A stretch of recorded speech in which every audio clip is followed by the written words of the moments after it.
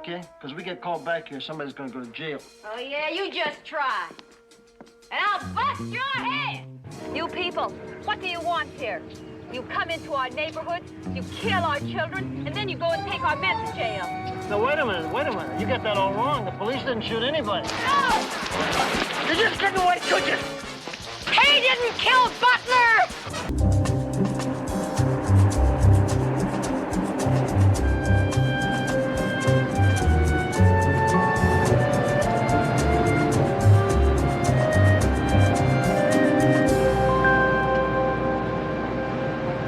Rick, did you ever get the feeling that not everyone in the world loves cops? Yeah, my sister.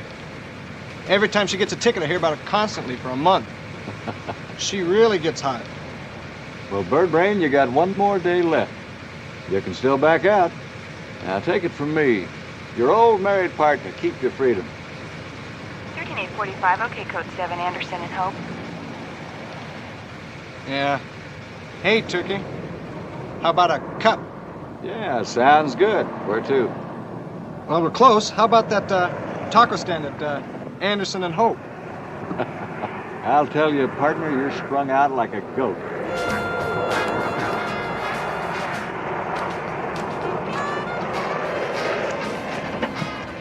I thought you had a cat. But he thinks he's a dog. Well, maybe that's because you call him Spot. Why don't you change his name? Do you think I could? No. Do you think I'd get a doggy bag to take home? Gotcha. You clown. If you don't leave me alone while I'm working What? all... What? Tell my Well, sergeant? Well, thank heavens this will all end tomorrow.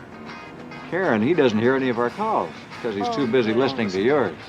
Please, marry the guy so I can have a partner again. Partner? Will you listen to that? He doesn't need a partner.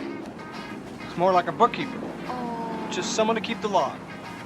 13843, an unknown trouble at the playground. 6th and Boyle. 13843, your call is code 2. Gotta go. Go, Hotshot. Go catch a crook. Mwah. See you later. Okay. Oh, hey, listen, officer. Yes, officer? What are you doing after work? How about a date? Oh, I hear your cops are lots of fun. Oh, go on, go on. Hey, you get him off on time. I've got big plans for him tomorrow. Mwah. Big plans. Bye-bye. Let's go. 13843, additional on your call. 6th and Boyle. Oh. Now major 415, Okay. 40 to 45 males involved. 13843, your call is now code 3.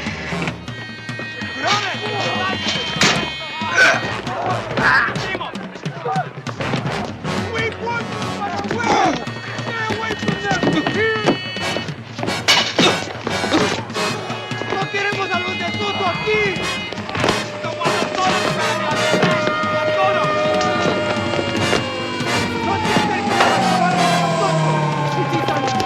¡Solo miren a una! ¡Mueren! ¡Los que persiguen a las ¡Fuégala! ¡Solo miren a una! ¡Mueren! ¡Bien! ¡Bien!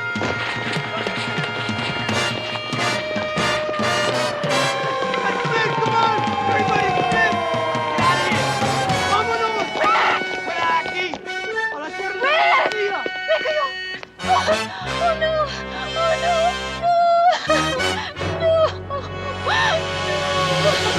No, we never had a chance.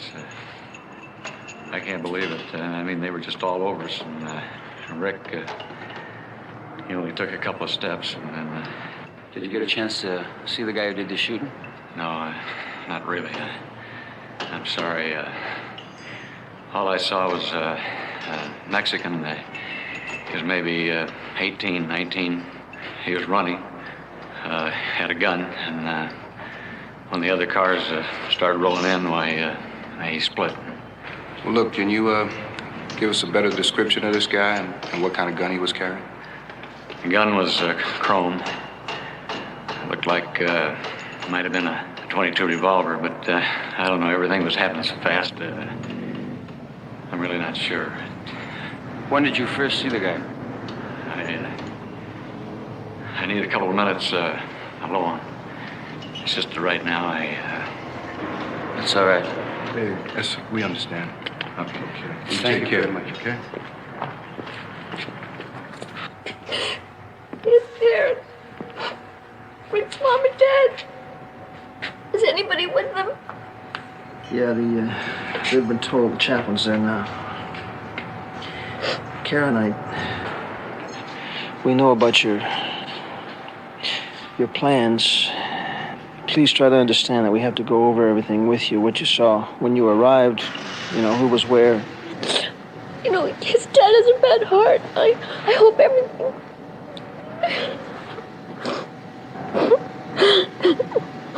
Emma, I think I should get over there. Please, can't we? Can I? Oh, dear God, why? Why, Rick? Bill, why don't you let me take her home? I promise you I'll get that statement out of her first thing in the morning, okay?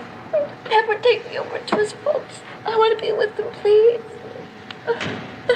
Okay, Karen, come on.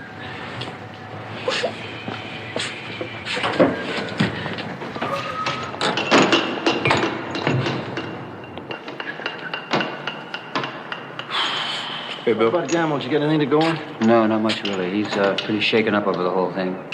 They were partners for a long time and wanted a little time to clear his head. He said that he saw a kid running away with a gun. Oh? Yeah. From the looks of that, it could be a .22. Bill? Yeah. We may have just got lucky. Did you get a good lift? Several, including a good palm print. If he was standing that close, he didn't have to be much of a shot. Let's get this classified right away. I'll call the watch commander and get an okay. Nobody goes home till we get a make on that print. Right. What's going on out there? The place is crawling with police. They're everywhere. A cop got killed. We had a rumble and someone shot a cop. Gloria, I was right there, right next to the car when he get hit. Who shot him, Bobby? Not one of the Sotos. I don't know, it could have been anyone. There were people everywhere. When the cops poured in, I split. Do they... could the cops know you were there? I don't know. But they surely found out it was my gang. What about going to the police? You could tell them what you saw, maybe help them out. You're crazy. They'd bust my head right off. I know what would happen to me. No, I've just got to stay off the streets for a couple of days.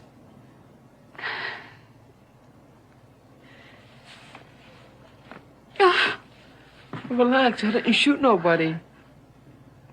The gun, Bobby. Why the gun? You never had to use... We heard some of the flockers were... Forget it. Just do me a favor. Put it somewhere where your nosy mother won't find it.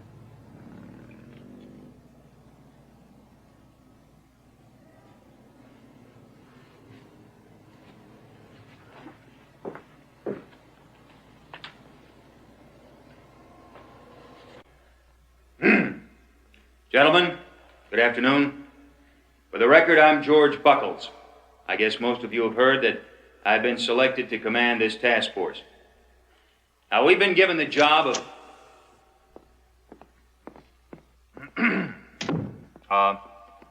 I think this is as good a time as any to make a point about being on time at these briefings. Point, everyone, including attractive sergeants, will be on time and not a minute late. Is that understood?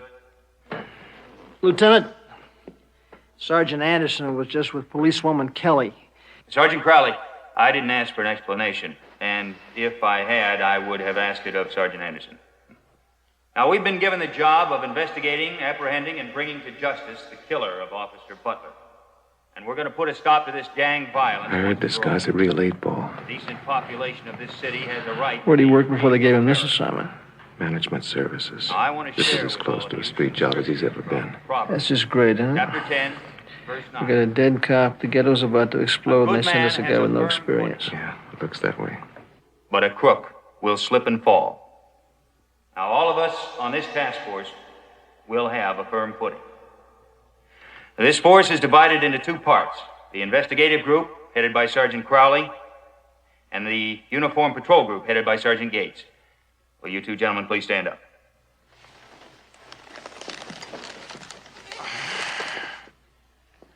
Thank you. Be seated. Now, we'll have uniform inspection before every watch, looking sharp. I want my men looking sharp. Now, I realize that some of you are very involved in undercover work. Stiles, is it? Yes, sir. Joseph Stiles, investigator. And next to you? Royster. Investigator Peter Royster. You can't tell the cops from the crooks nowadays, and vice versa. Well, on this case, please, while I'm in command, try to look as presentable as possible. I realize that may be difficult, and neatness, at least, please. This guy's really beautiful. Next to him, Crowley comes off like a Lenny Bruce. A real leader. He's got all the command presence of a... Manic depressive. I've just now been informed that Leighton Prince has identified the killer of Officer Butler. His name is Robert Romero, a.k.a. Bobby Romero. Okay, sergeants, get your men briefed. Inspection here 0600 in the morning. Then we find Romero. Let's do a good job. So what did he say? Does he actually think we have a case on Romero? Pep, he doesn't even know what a case is. I spent 15 minutes arguing with him about how to handle the investigation. You know what he's concerned with? His little inspection. Romero's fingerprint only puts him at Butler's car. I mean, that makes him a good suspect, sure, but we're a long way from making a case. Tell me about it. How's Karen? Is she all right? I'm afraid she's taking it pretty hard. She told me she's thinking of turning in her resignation. Says she wants out. Says it's not a job for a woman. What do I tell her? Why don't you tell her what my first partner told me? Cops are like shepherds. They're all to keep the wolves from devouring the sheep. And he meant that literally. 2 weeks later, he was killed trying to stop a $5 market holdup. Hey, fellas. Fellas, excuse me. I'm Sergeant Crowley with the police department. This lady over here is Sergeant Anderson. Fellas? Something I said? What do you want? I'd like to ask you a few questions. Why don't you go hassle the people in Sierra Vista? We don't want you down here. You don't belong here. We're not here to hassle anyone. We're here because someone killed a police officer. Hey, that's not our problem. That's yours. So just leave us alone. Wait a minute. Are you wrong about that? It is your problem. You may not know it now, but it's yours, like it or not. Just how? One of your cop friends got killed. Man, that's not my problem. That cop got killed trying to keep the peace in your neighborhood. He wasn't up in Sierra Vista. He was right here, buddy. Right here with you and your mother and your father and your sisters and your brothers. He was protecting them. And, buddy, whether you like it or not, that makes it your problem. So what is it you want? We want to question Bobby Romero or anybody else who saw the killing of Officer Butler. Romero? Bobby? As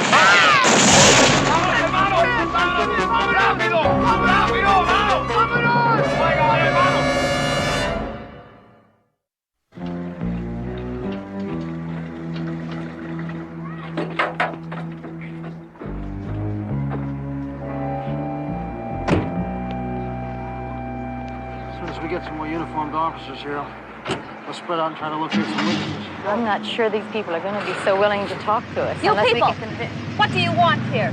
You come into our neighborhood, you kill our children, and then you go and take our men to jail.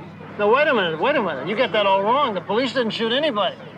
We're just here trying to find out who's doing this and why, that's all. Listen to him and go home. Give us a chance. Give us some time to find out who's responsible for these killings. You are. We heard that Reuben was shot by the cops. That you people shot Reuben because he wouldn't tell you where Bobby Romero is. Reuben was not shot by the police. We were standing right there. Now, if you'll let us and help us, we'll find out who did. Now, go home and let us do our work. Go home.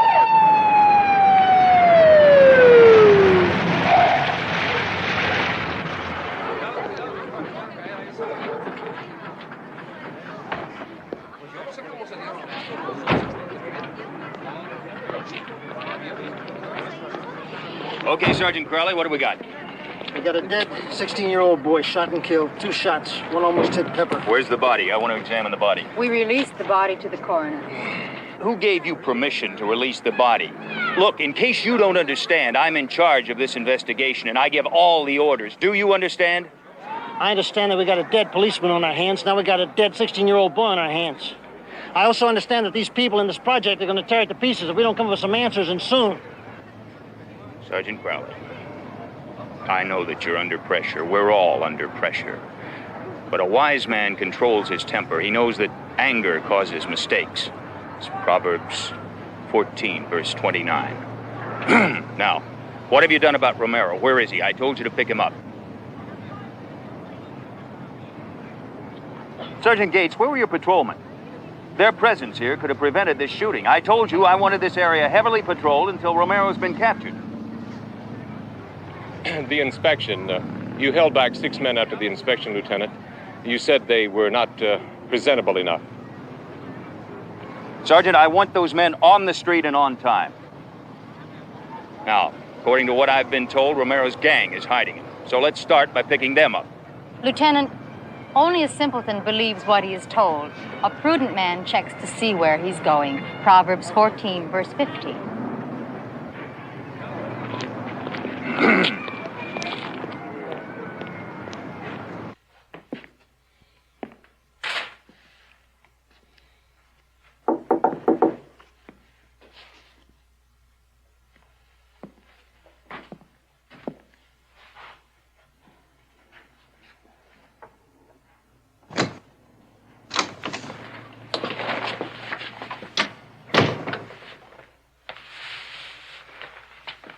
Where you been? What took you so long?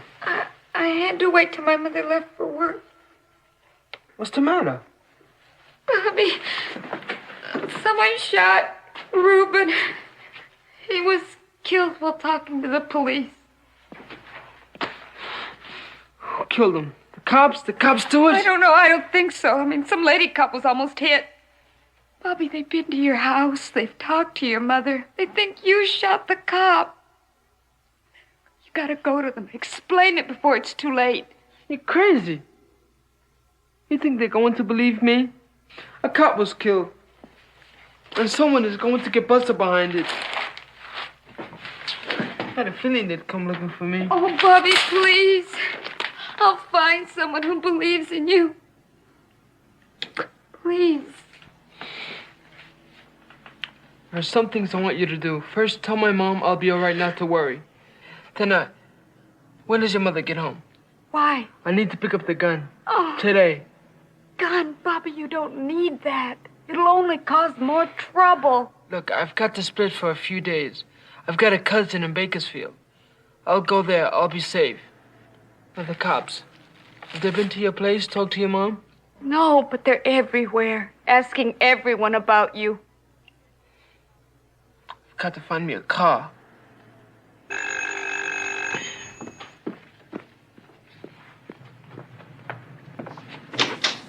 Oh, good afternoon, ma'am. We're with the police department. We'd like to ask you a few questions, if you don't mind. Oh, the police. Come in. Come in. I'm always glad to see the police, especially in this neighborhood.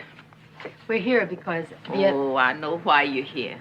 It's because of those kids fighting and that poor officer who got killed, right? Right. We'd appreciate it, ma'am, if you could give us some help. Did you see anything? Anything at all? Oh, I saw everything. Right here from this window. Now, those kids, they were just fighting.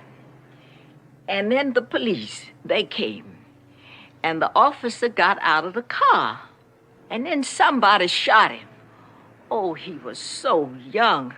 Don't know what the world is coming to. People have no respect for the police. Ma'am, did you see who shot him?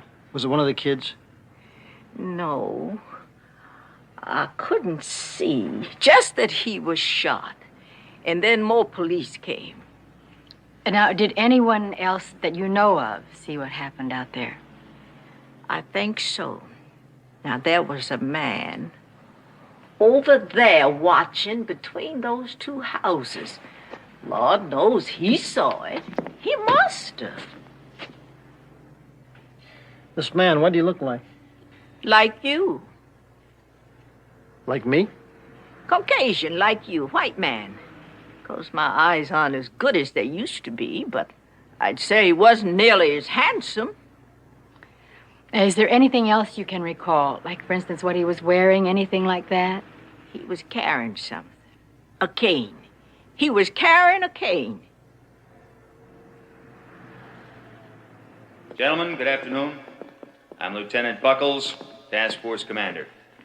As you all know, one of our officers was slain in a valiant attempt to stop a major gang fight. Early this morning, there was another killing, a young gang member.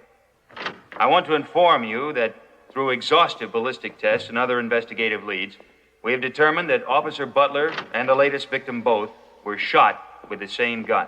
How you Our doing? primary suspect has been I think tentatively so. identified as Robert Romero. Tom's been just great. He's been Well, I'm not described as a doing too male great. Mexican, She's going to 18 years resign of at the end of age, this deployment 5'7", 140 pounds, dark brown hair and Well, I green guess eyes. I was just never really He prepared for frequents this the kind area of of job. 6th and Boyle and is leader of a gang He's known dead. as the Sotos.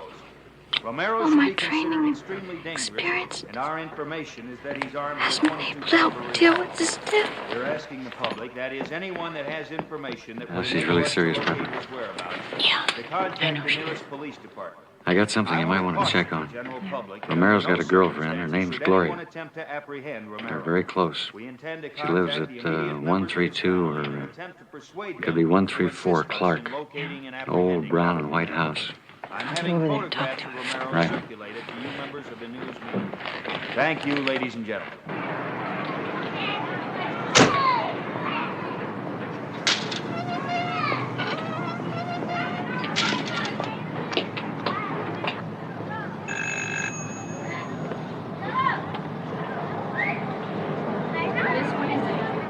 I'm Sergeant Anderson. I'd like to talk to you. May I come in?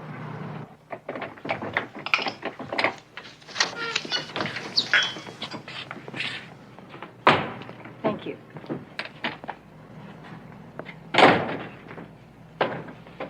What is it?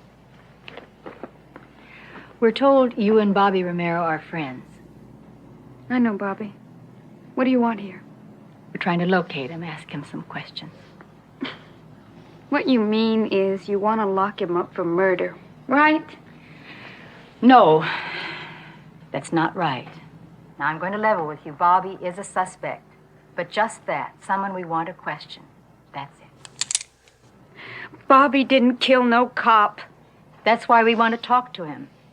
We want to hear what he has to say. Now, Bobby was there. He saw what happened. Gloria, this officer was a young man, not much older than Bobby. He had his whole life to look forward to. And he was going to marry this girl today. Now he's dead. I'm sorry for the cop and the girl. Please leave now. Why do you keep looking at that door? I can't help you. Please leave. Oh, please.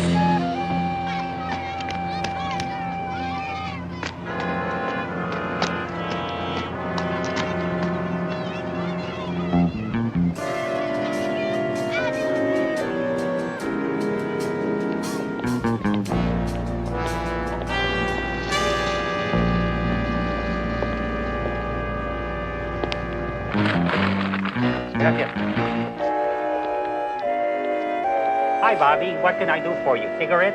Empty the cash at the store and hurry. Ándale. Bobby, you're not serious. Think about what you're doing. Put the money in a paper sack. Ándale, yo me tengo que ir. Cálmate. Cálmate.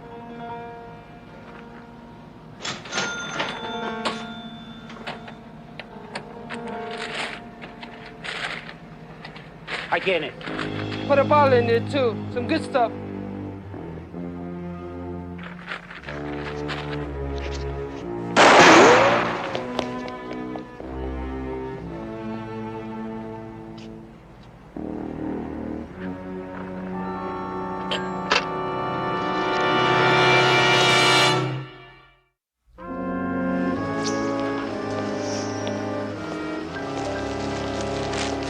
Mr. Portillo, how much did he actually get away with? Not much, Sergeant.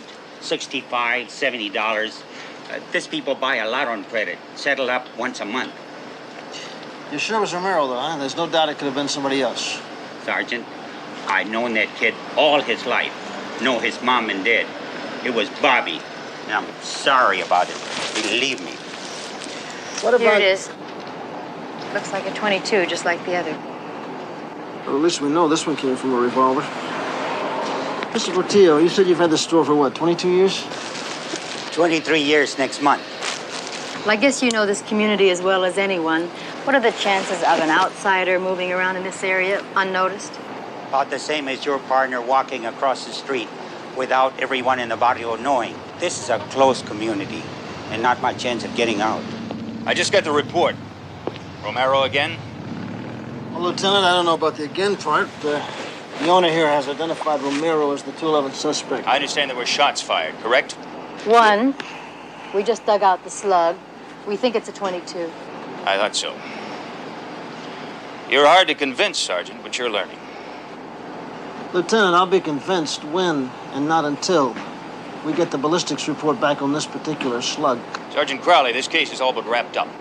What I want from you and your people is a team effort to locate Romero.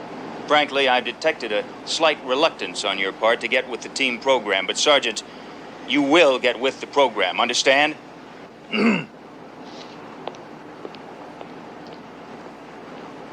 Let's book that slug and finish our reports and get something to eat. Bye-bye. Thank you very much.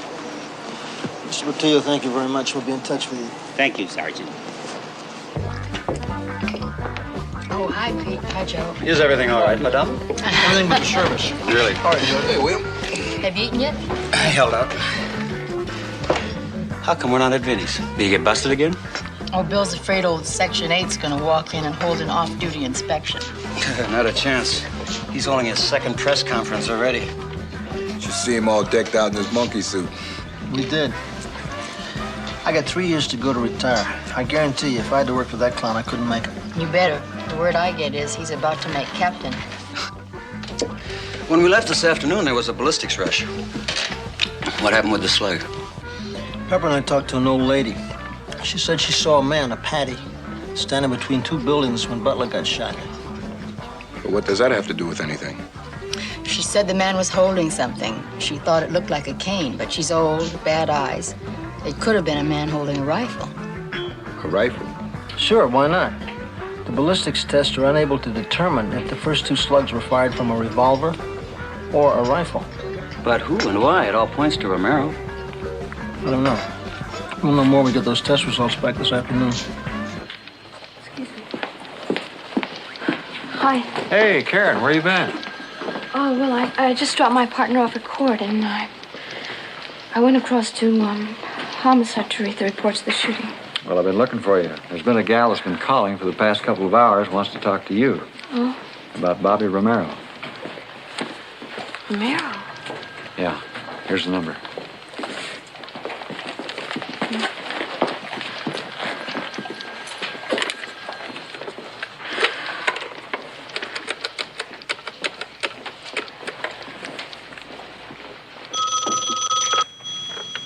Hello? Hello. This is Officer Kelly returning your call. Can I help you? I'm, Bobby Romero's friend. I'm worried about him, and, I think you're the only one in the police department I can talk to. You don't want to talk to me. You want to talk to the investigators. No, I can't. I want to talk to you. I think you'd understand. Okay, when and where do you want to meet? Right away. We can't lose any time. I don't have a car. But we can't meet here. Can you meet me on, Commercial Street, right in front of the soap company? It'll take me 15 minutes to get there. I'll be there. Okay.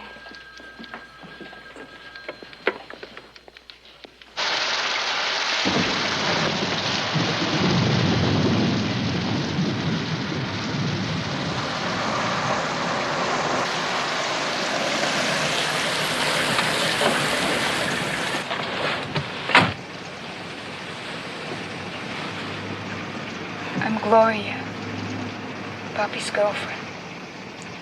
What do you want to tell me? I'm sorry about the wedding. I know what you must be going through. Please believe me, Bobby didn't do it. Gloria, when I called you, I had just finished reading a report of the investigation. Now, an eyewitness saw a Caucasian, a Patty, near the shooting. Now, I don't know of many Patties coming into the projects. Not many. It's mostly blacks and Chicanos. Well, have there been any gangs? I mean, outside gangs, white gangs, never come into the projects? Never. We never have that kind of trouble. Mostly the guys war between themselves. Gloria, now please think. What about outsiders? That Patty maybe works in the projects. Think, Gloria, this could be very important. Patty.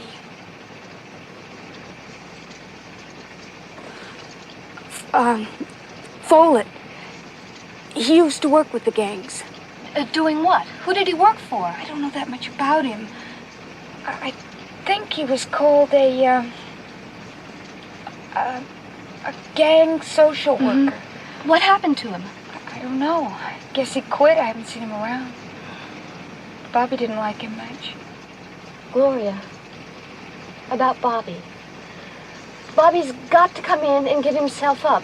Now, the report said he robbed a grocery store. He has a gun. He's scared and he wants to get away. That's why he took the money, because he's scared. Where? Where can we talk to him?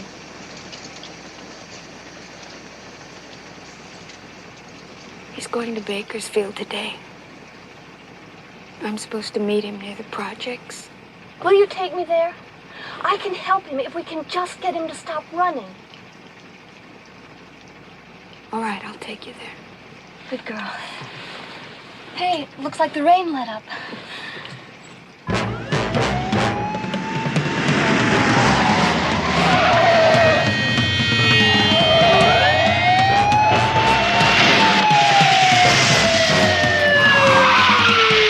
All units in 13847. Your vehicle is assigned stolen.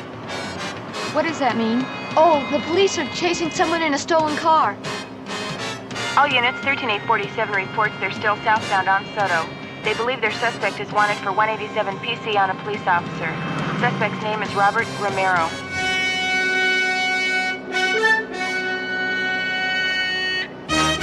It's all right.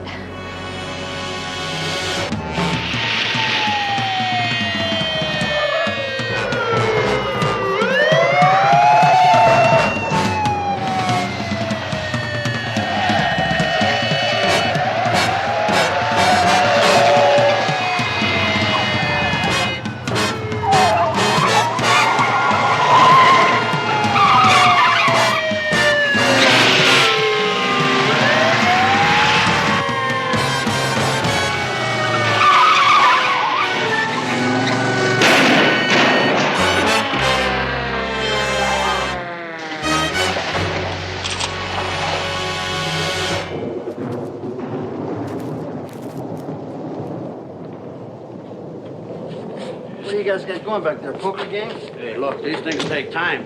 This slug is in pretty bad shape. Flattened on impact. Oh, really? Slippage. Your slug has slippage marks. Which means what? Probably fired from a revolver. You only have slippage in a revolver. Jim, I know it was fired from a revolver. I got 2 eyeball witnesses. What I need to know is, were all 3 slugs fired from the same gun? No. Are you sure about that? That's why it took us so long to check it out. And we're sure they were fired from 2 different guns. One more question. Could the first 2 slugs have been fired from a rifle? Yes, possible. Even probable. As you can see, there's no slippage on either side of the first 2 slugs. Like I said before, you only have slippage on a revolver. Okay, that's all I need to know. Bill, it's Bobby Romero. What about it? Buckles and his guys have him pinned down. Old building, Clarence Street. Where are they? First. We've got to hurry. The bullets don't match. Oh.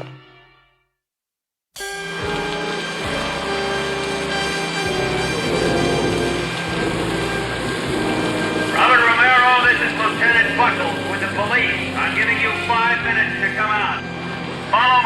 instructions. First, I want you to throw out the gun. Then come out with your hands over your head. You've got 5 minutes. Lieutenant! Lieutenant! I may have developed information that could clear Romero. Officer, would you stay out of my way? I'm trying to get the suspect out of this building. Please, please let me go in and talk to Bobby. I know he'll come out, I promise. Get this civilian out of here now before she gets hurt. Lieutenant, please let her try to talk him out. We've got nothing to lose. He can't get out. Officer, perhaps you don't understand. I've instructed you to get the civilian out of here. Give me the tear gas. His time's up. Stop her before she gets hurt! It's okay, I'll take her. What's going on, officer? Why all the police? Just keep back out of the way. We got a man cornered. We held up a mark. I don't want to get in the way. I'm sorry. It's going to be all right. Come with me. Come on. Come on out, Romero. Your time's up.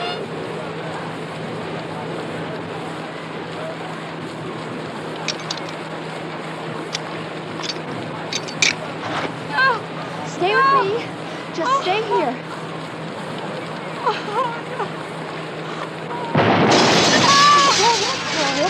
You stay here. Oh, dear God, please help him. Gloria, stay back here. Back. Please. Don't worry. It's going to be all right. No, it's the burning. All right.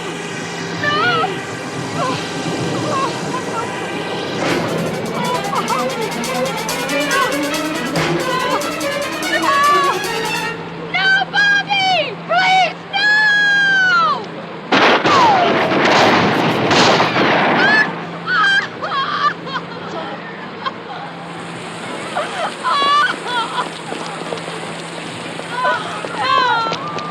You just couldn't wait, could you?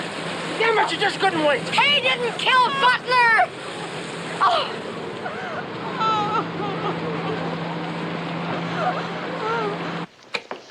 No way. Hey, come on, son. Any news on Romero? Yeah, he's still unconscious, but the doctors feel the surgery was successful, but it'll take time to know for sure. Good. Now, did you check out this social worker Karen told you about, Follett? Yeah, Follett looks good. Motive, attitude, everything is right. We just played this. I want you two guys to listen to it. What is it? Communications recording of the telephone call. What call was that? That was the call that was made to the police. The one that was assigned to Butler's unit just before he was shot. Here, listen to this.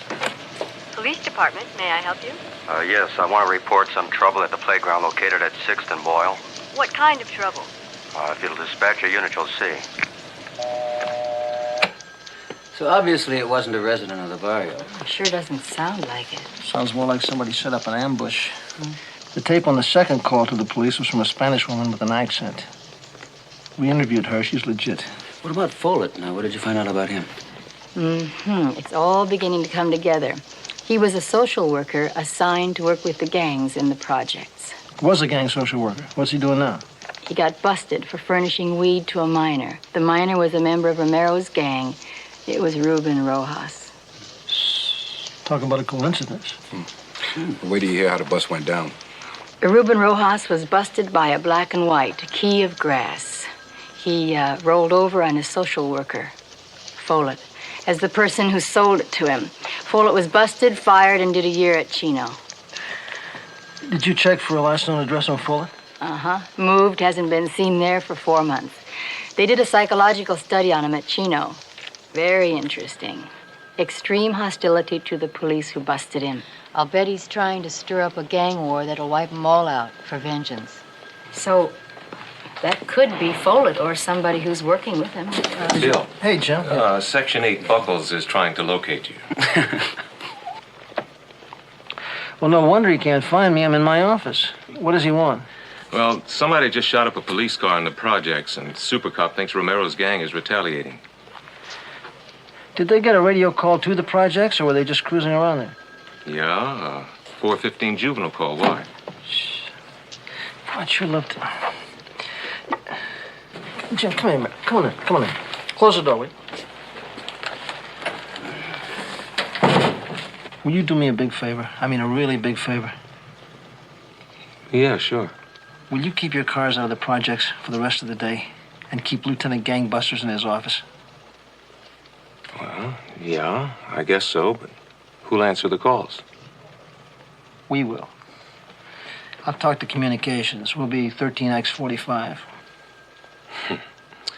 Sounds like a conspiracy to keep battling Buckles out of the way. How about it? Can you swing it? Yeah, sure, why not? Well, what else can they do to me? I'm already in uniform and working for a psycho. Thanks, Jim. I'm gonna put Buckles in Bib's yet.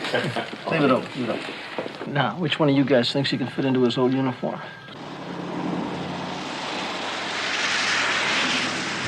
So what do you think Fuller would give marijuana to Romero's gang? Oh, well, that's covered in his file. Psychiatrist said Follett had identity problems, that he actually wanted to belong to the gang, sort of be one of the boys. Can you believe it? 13X45, 13X-ray 45, see the woman, a 39415, 508 South Garden Street. 13X45, roger. See the woman.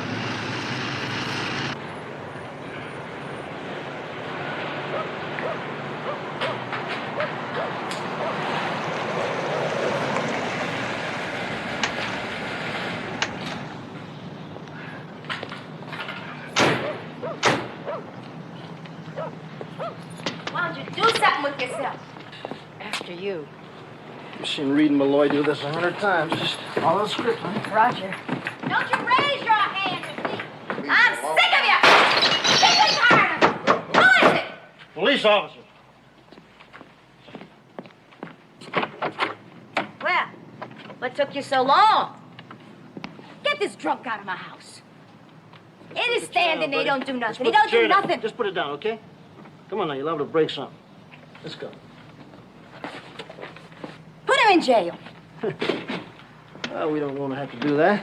What's your problem? My problem? She's the problem. Look at her. Yeah. She gonna kill me one of these That's right. days. I've been hit with everything you can imagine.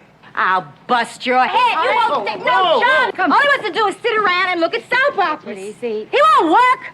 Just soap operas. Okay, let him watch him. Just cool it, will you? Somebody will get killed here. Now, I got a suggestion to make. Why don't one of you just leave for a while? Take a little time to cool off, okay? Leave? You crazy. This is my house. Well, then why doesn't he leave? Yeah, I got friends. I got a couple of friends. There you go. Didn't know Hey, about 'em. you get out of here. Both of you.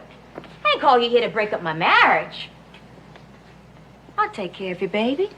Everything's gonna be fine. Come on. Okay. Come on. Come on. I'll take care of you, baby. Come on. We don't want to get any more calls to come back here, so you two keep it down, okay? Because we get called back here, somebody's going to go to jail. Oh, yeah, you just try. And I'll bust your head. Now, aren't you glad you never had to put any time in on patrol? If I had, I'd be able to handle you men better.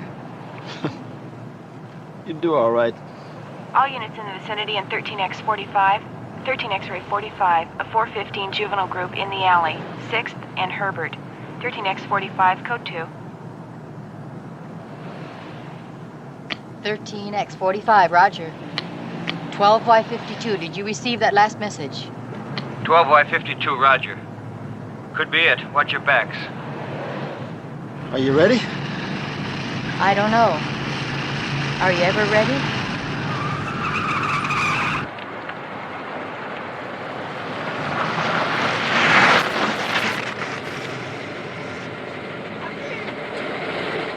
Doesn't look like any trouble up there. Unless that's a setup.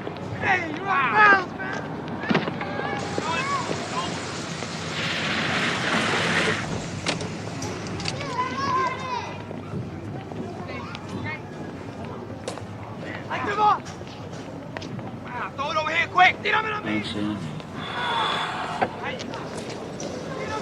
Hey, Bill. Nothing so far. Everything looks quiet. Roger. Listen, we're going to ask these kids a few questions. Just watch our backs.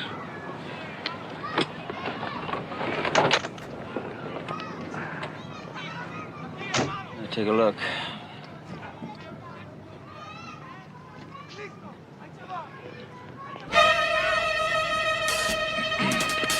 Get down!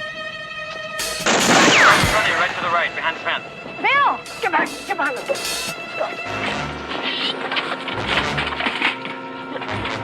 Are you all right? Yeah, I'm okay. Yeah. No, you're right. He's behind the fence. Stars, go around to the front of the house. I'm going to send Pepper around, too. Foster, you cover the alley. Roger.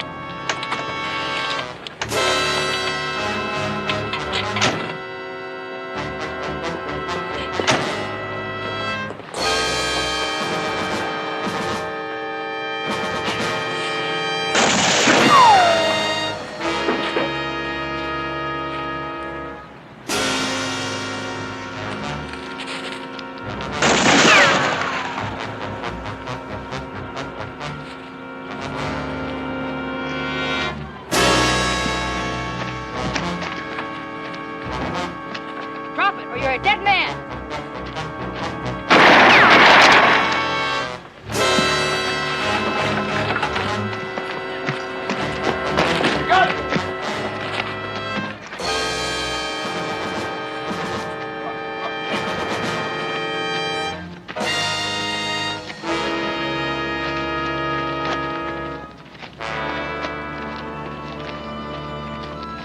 I gotta tell you, bad as you look in that uniform, you're still one hell of a shot. I can't wait to get into my Levi's. Neither can I. And so, in recapping the success of this task force, I want to give credit to the whole unit. Under my command, they arrested the perpetrator, the killer of a police officer. I think I may throw up. For lack of a better word, The we could department call this will find concept out about team Buckles policing, one of where these the days. uniformed patrol officers and the investigators count on work it. together as a team. I The hear end now result he's number being one the on the apprehension of captain's criminals list. Good. and the suppression That'll of put him crime. behind a desk. Keep The him off the department is streets. very interested in this new concept, and hopefully in the near future, as a captain, the department will allow me to command a division wherein we use the team They concept. told me I'd find you here. Are there any I just wanted to questions tell so you far? that I'm not going to resign. Feel free to ask me now or That's call me in my office. sensational, Karen. That's really good We news, were Karen. hoping you'd change your mind. Well, when I got involved with Gloria and saw what was happening to Romero, I realized that I could still be As a to the useful status police of the officer, so arresting I'm going to stay. He's been charged with 2 Gloria counts of called a murder. little while ago from the hospital. She wanted to let us know that Bobby's going to pull through. He's being represented by the public defender's office. I'm so And glad. there is no date set at this time. She said you could work your radio car in her neighborhood any day. Well, I guess that's about it. I got to get to work. See ya. See you, Karen. Hey, I love you both. Covering in the hospital ward of the county jail and will be charged with 1 count of assault with intent to commit murder and 1 count of robbery. And that, gentlemen, just about... Let's get out of here.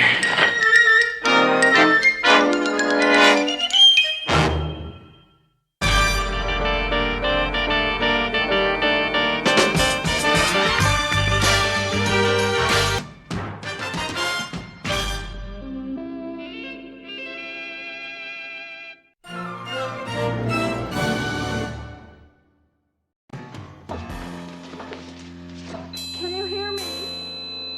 I'll do anything you want. Come on, be nice. Be a sweetie pie. What did you say? Being big and muscly isn't everything. Sounds like brainwashing. No. Brainwashing is what they get from the chanters, the loonies. Certainly be a little more cooperative. Take a walk. I'm looking for a psycho killing kids on the beach.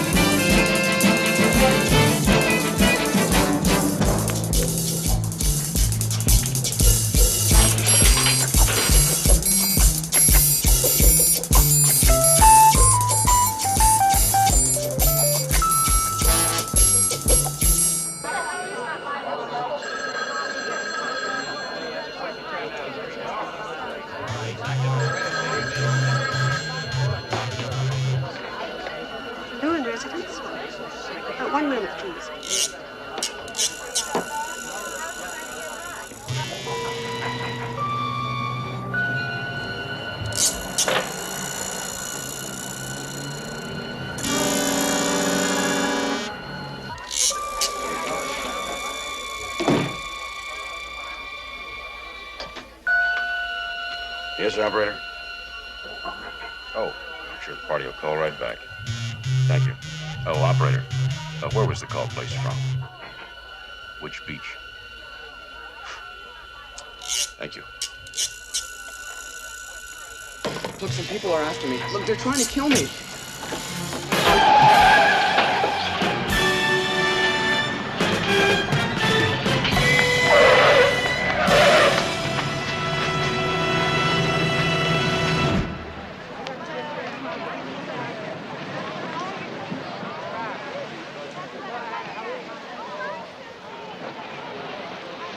Why don't you get on the radio, Pep?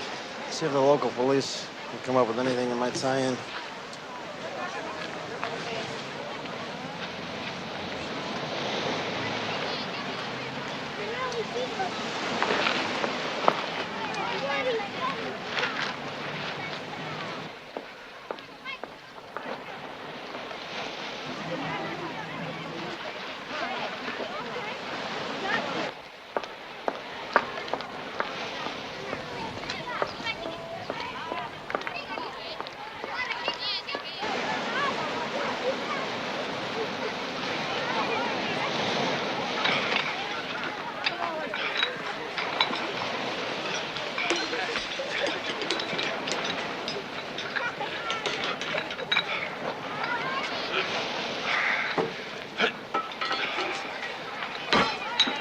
Greetings.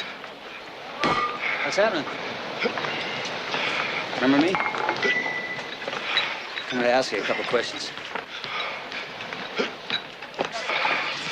What are you doing?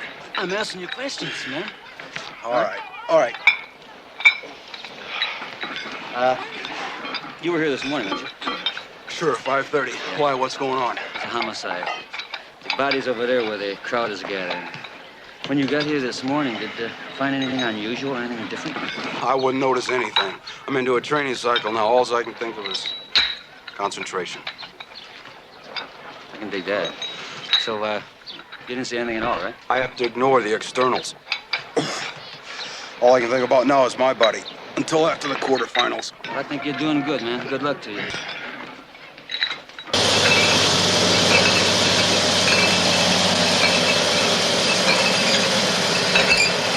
Was he exactly like that when you found him? Exactly. I mean, I didn't touch a thing. I could see he was dead even though it's still dark out. What were you doing out on the beach before daylight? Summer hours. I make a run ahead of the cleaning rigs. They can't see the ground because of the scoop. I mean, we've run over guys sleeping on the beach. Have you ever seen this kid before? Hanging around the beach that you know of? No. You sure? Yeah, I'm positive. I've never seen him. The first time I saw him was this morning, just the way he is. Okay, thanks very much. Yeah.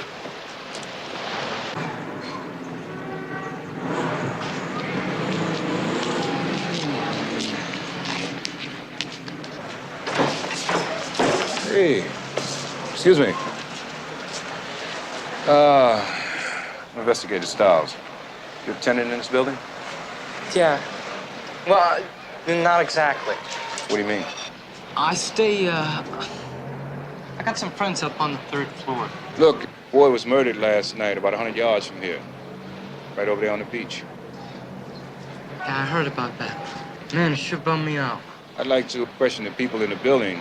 I just can't walk right in.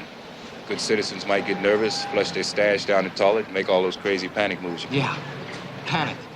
No, I'm not narcotics or vice or the juvenile department. I just want to ask some questions. Did you spread the word around? Hey, now you missing the whole point. I'm looking for a psycho killing kids on the beach. It's your beach? You know the kid in the plastic bag was about your age? I'm just trying to catch the killer, put him on the brain ranch before he hits again. That's all. Wait. Death by asphyxiation. Somebody twisted his arm behind him till it broke. He shoved his face in the sand and held it there. The MO is different from our other beach murders. We had one in Santa Barbara like this not too long ago. Similar, yeah. But most of our victims were discovered on the more secluded beaches. This guy was right here on a public beach. Police responded to a disturbance call last night. Oh? It came from over there on Windward Street. They didn't find anything. Do they know who placed the call? It came from a youth hotline switchboard a few minutes from here. What was the time of death? Approximately midnight. That's when the call came in. Where are Pete and Joe? They split in both directions. They wanted to cover as much of the beach as possible before it filled up, but guess they didn't make it. Hey. Got a quarter? Do I have a quarter? I tell you what, I'll give you a quarter for a hug. Sure. Oh. All right. Thanks, officer.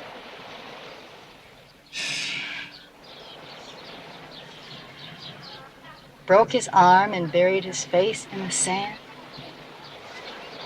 Yeah. Wouldn't really be that tough, Cap. He was pretty small, thin, 14 or 15. You want to check out the youth hotline? Yeah, let's do it now. That's right. You call the number I'm going to give you right now, and they'll be able just to help save you the daily trip. Okay, it's He won't believe you anyhow. 555-6989. Grass won't show up on the urinalysis. Repeat that back to me. Yes, I'm positive.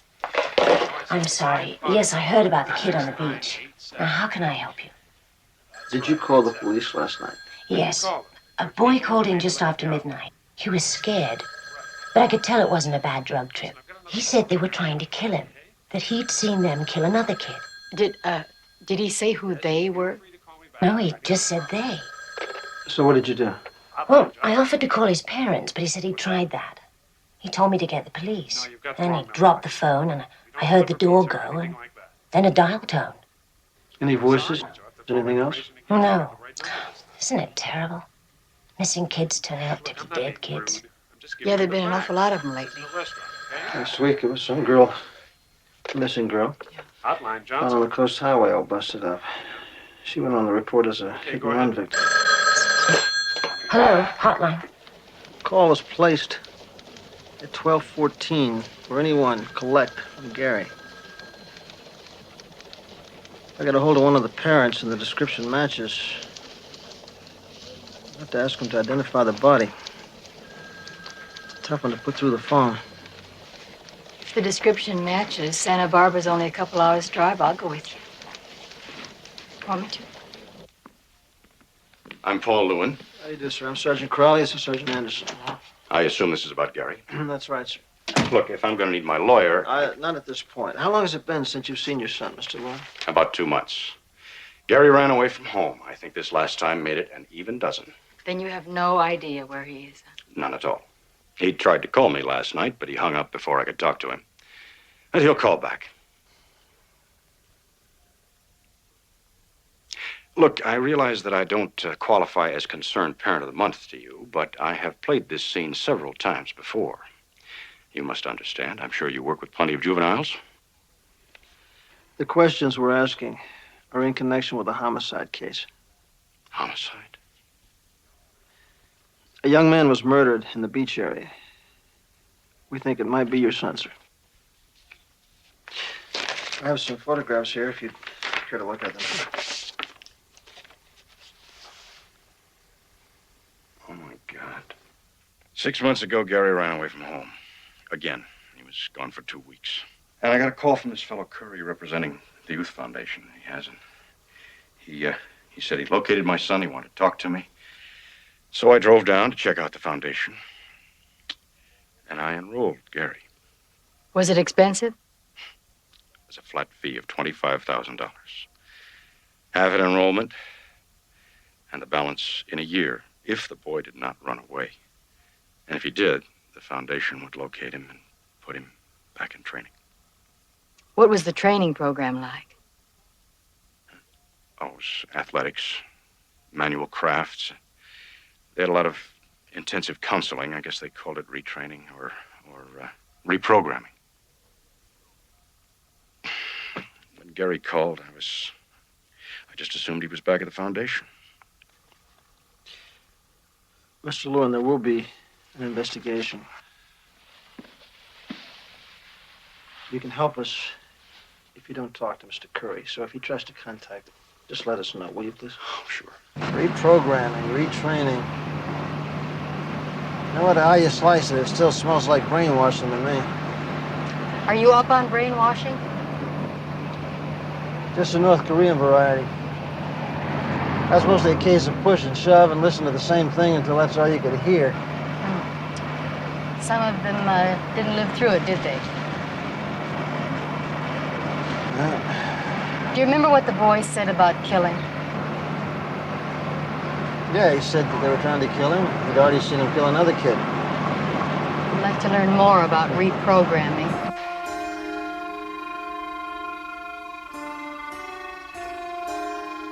Are you listening? Can you hear me? I'll do anything you want. Really? You have to let me out of here.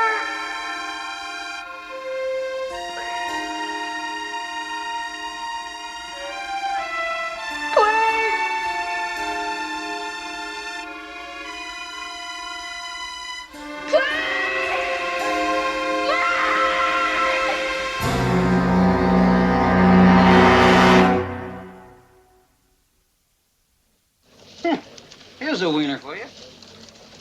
If you operate a crash pad for kids, you do not need juvenile authority unless you claim county or state aid. Well, from this information, these centers can avoid business licenses and a lot of paperwork by filing as a nonprofit organization. Now, here's one that's hard to believe. It's a Curry Youth Foundation. Lists 7 employees, and not one has been checked for a criminal record. It's not required. It's not? Nope. All they need is approval from the Department of Health. I never realized that. These centers operate under no supervision, no controls. Did you know that? You gotta be a lawyer just to hand out a parking ticket, Pip. For sure. Those are the rules. Whatever they are, Mr. Curry is complying with existing regulations. You can't fault him for that.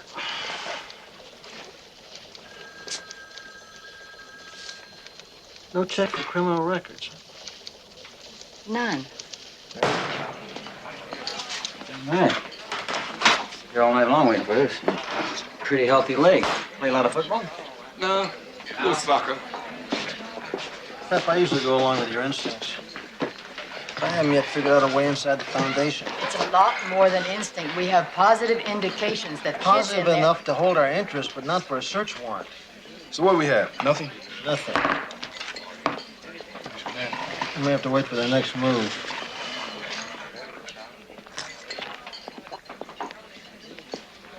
What is that? Well, Pete thinks it's a cross of hot chocolate and onion soup. I make it out to be consomme and tea.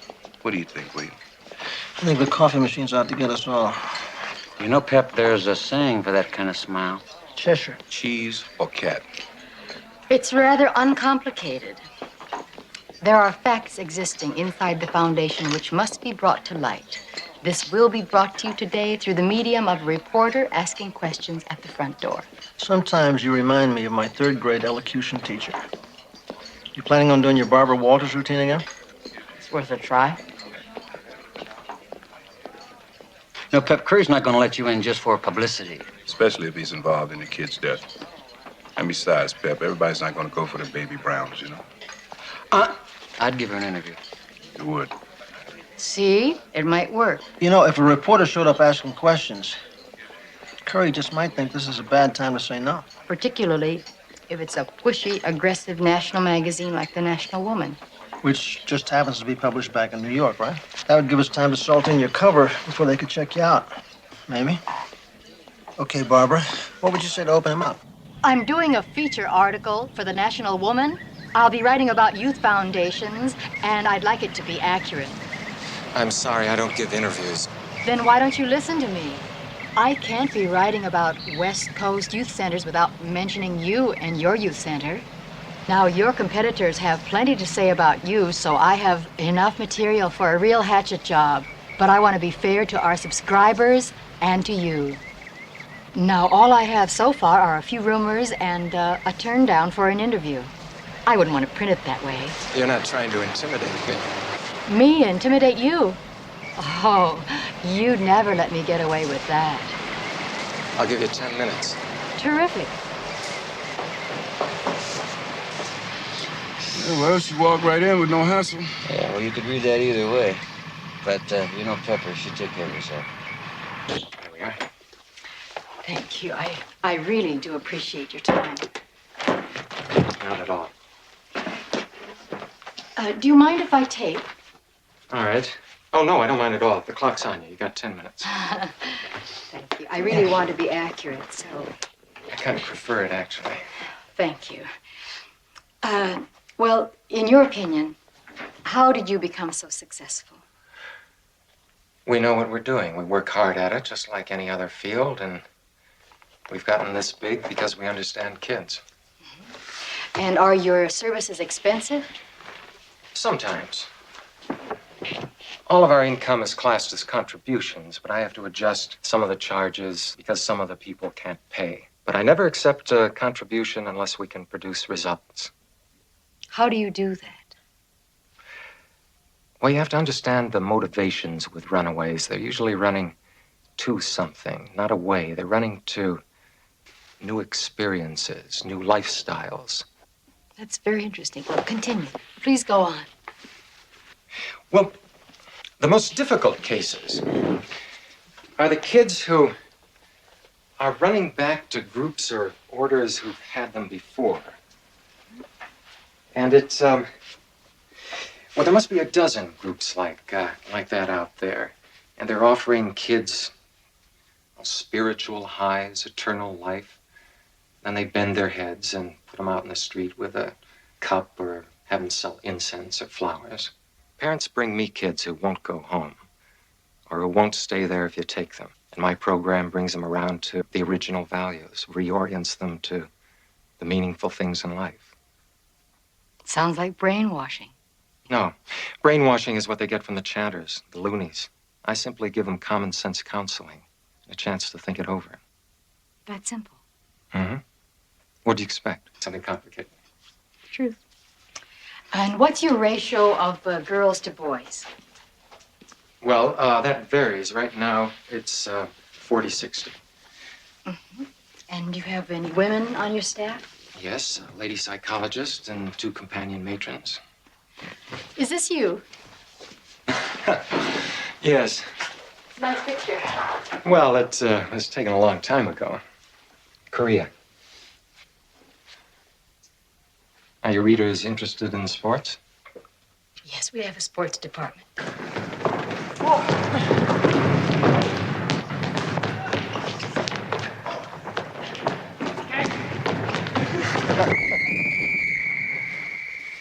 Actually, basketball's a very good game because you get a lot of body contact.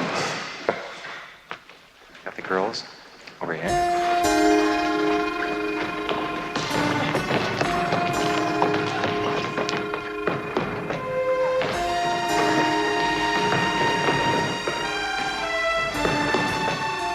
Look at that spirit.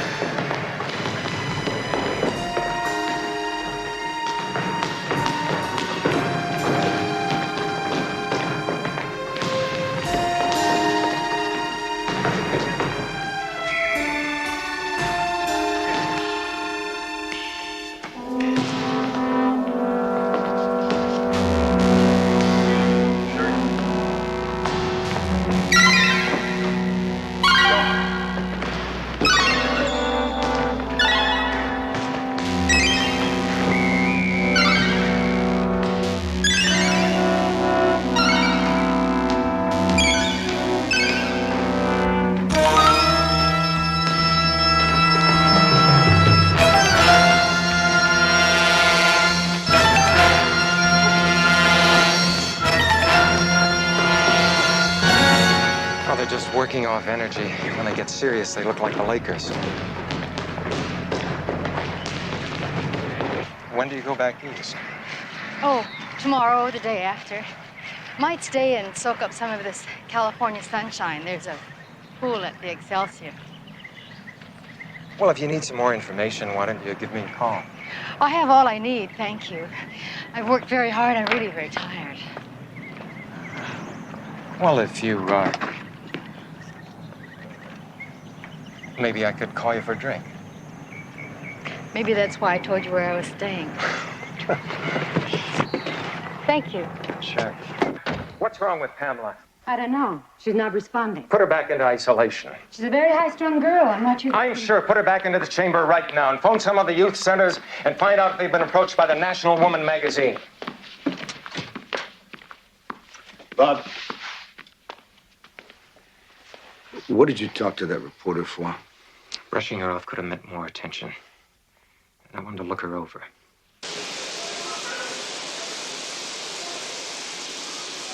Pamela. Where's Pamela? We'll call the magazine in the morning. I was thinking about something for tonight. Gotta watch everything if they connect Gary with the foundation. After the first one, they're all numbers.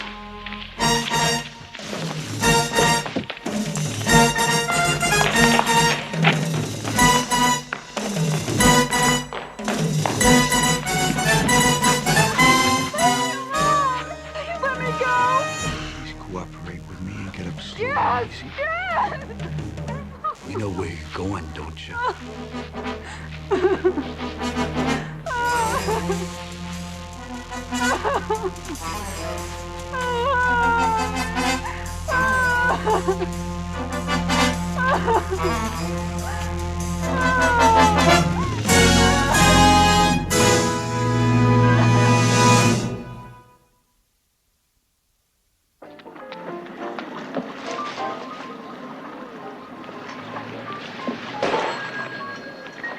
Oh, thank you. Hello? Hi, Pep. Oh, I guess I dozed off. What time is it? It's time to pack it in, kid. I guess the fish aren't biting, huh? Well, I'm not getting too sunburned. Why don't I give it another hour or so, okay? Have you turned up anything? Neither Cody nor Curry has a criminal record. I got Pete talking to an ex-employee, and I got Joe out checking Curry's service record. I'm just leaving to check out a complaint filed against the foundation. Mm-hmm. You got anything for me? What have I got for you? Why don't you just knock it off for the day? I hate to see a lady work overtime. Okay, thanks, Bill. Like I said, Pamela's mother remarried, a dentist with 2 kids. Pamela just never felt comfortable there. Okay, thank you. Sir, tell me something. Why did you file the complaint? When I found that my ex-wife put Pamela into that youth foundation, I tried to see her, but I hit a brick wall. They said it would disturb her therapy. Is there any way that you could make a home for the girl? I'd sure try. Then why don't you? The courts won't permit it. She's got legal custody. Look, I've got a home near here, but most of the time I'm on the road. I filed that complaint because I didn't know what this Curry Foundation was or what they were doing with her. But now I'm really worried. What's going on? We're just conducting an investigation of the place. Well, is there anything I can do? I really can't think of anything right now, sir. I tell you, thank you very much for your cooperation. We'll be in touch with you. Well, please let me know if I can. Yes, room service, please. This is room 412. I just placed an order. I'd like to cancel it. I'm going to have dinner in the dining room instead. Thank you very much. Bill? Yeah, what do you got? Just got off the phone, and I thought you might like to know that Curry did receive a full medical disability discharge from the Army. He stopped receiving his checks when he failed to appear for his periodical checkups. It's very interesting. Yes, and he was a patient at the VA hospital, psychiatric section. I wonder what he was treated for. Well, it certainly wasn't athlete's foot, I know that. If VA'd have copies of his medical records, it's probably too late today. Why don't you get on it first thing in the morning? Well, ordinarily that's true, but in this case, I happen to know a nurse who thinks I make a wonderful doctor. Why don't you get on it?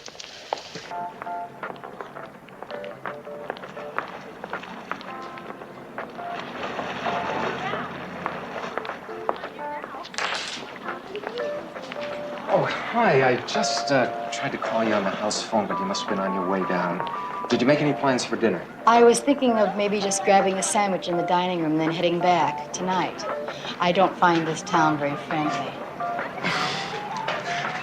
I'm sorry about today, but if you knew how many muckrakers I get coming around that foundation trying to do a smear job on me. You know, I even get competitors spying on me, trying to figure out how I operate. Really? Yeah. Gotta be careful. Now, how about relax? I will have a very nice dinner, and I'll tell you everything that you want to know. I got the car right outside. Thank you. Freeze, Turkey. Put all that away, Pete. I'm just cooperating with the police. Just the police, huh? That's what our relationship has come to after all this time. There's nobody else, is there? Well, there must be. It's been over a month. Has it really been that long? Well, you came in with that bottle of dandelion wine all up on that big arrest you just made. We were right at this desk. Well, you have to admit it was a very beautiful evening.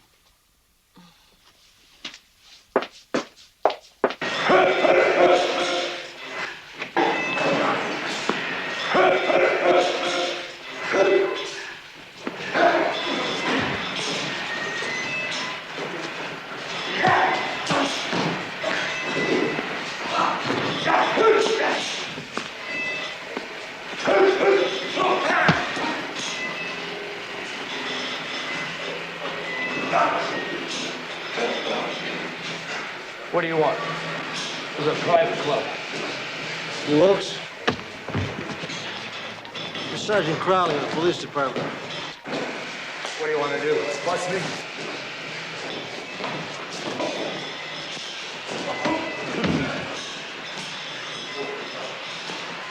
I'd just like to ask you a few questions.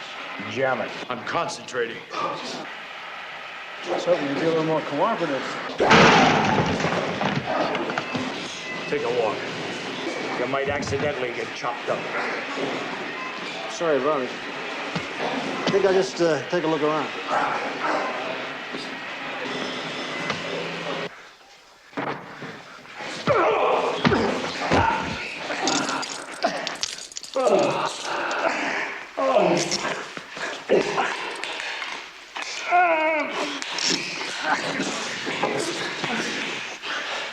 Now, you better relax.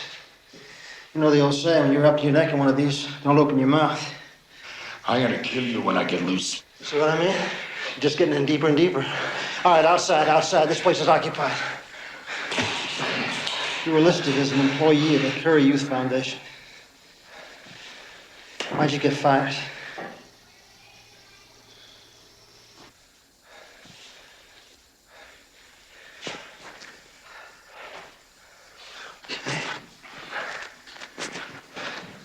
Where you going? You don't leave me alone like this?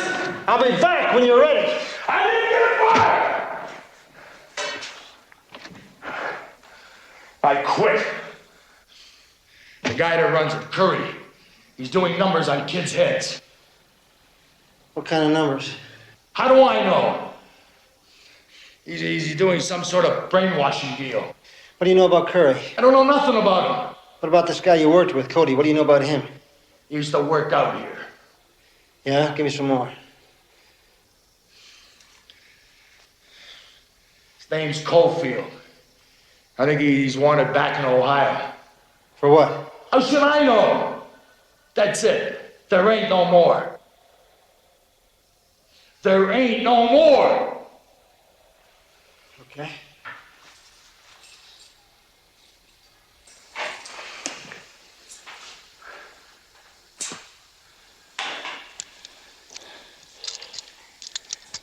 How many bricks can you break? What do you mean, how much bricks can I break?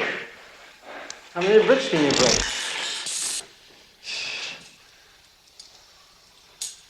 12 or 14. That's really something. You gonna give me the cups?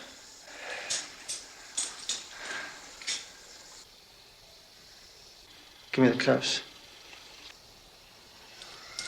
Give me the cups.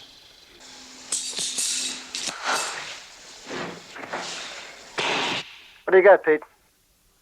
Curry's been confined in a neuropsychiatric ward a couple of times.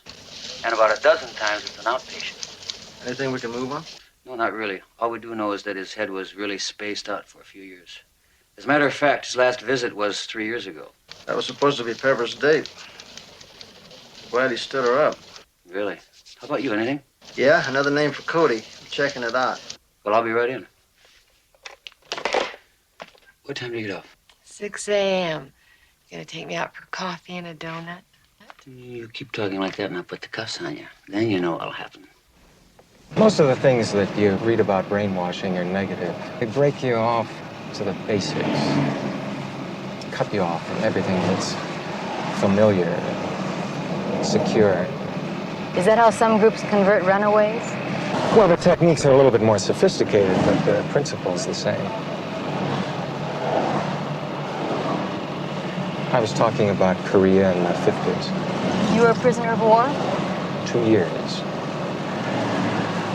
Look, I've got to stop by the foundation for a minute, okay? Sure. And then we'll get to dinner.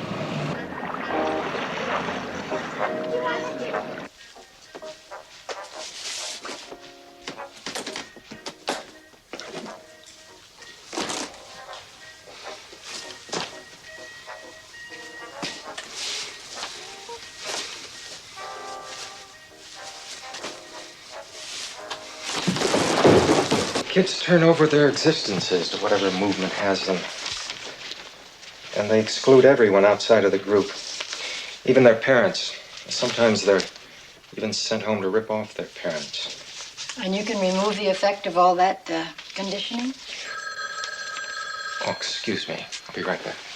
I'm getting a little hungry.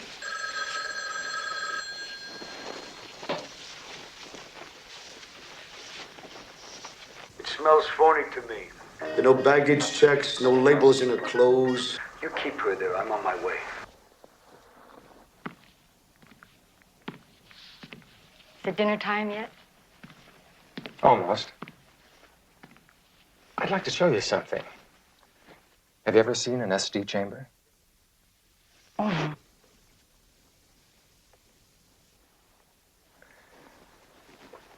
Sensory deprivation. The basis for behavioral modification.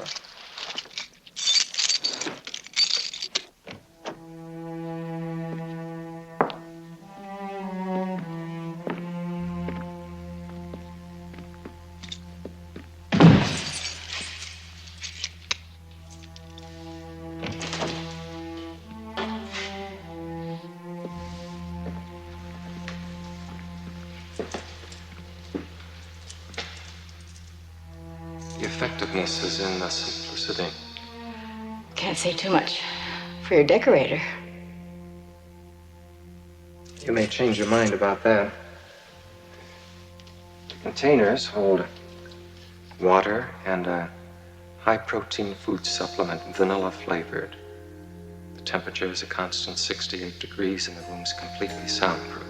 It's amazing that with all the advances in behavior control, this is the most effective and the most humane.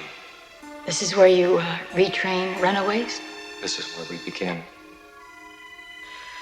I'm starting to get a little nervous in here.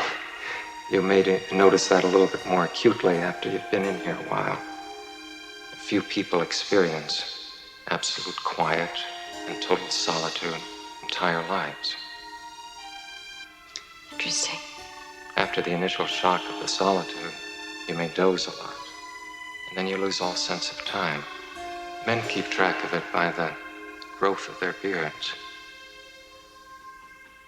Have you read Edgar Allan Poe? Well, he wrote a story about a man who was accidentally locked in a mausoleum, and he became completely disoriented. He imagined that he was dying of thirst, sensed hunger pains, and when they let him out, he'd gone mad. And he'd only been locked up a matter of few hours. You're gonna tell me what you're doing here and who you're working for. I already told you. Now, don't try to bluff it out. You can save yourself a lot of discomfort.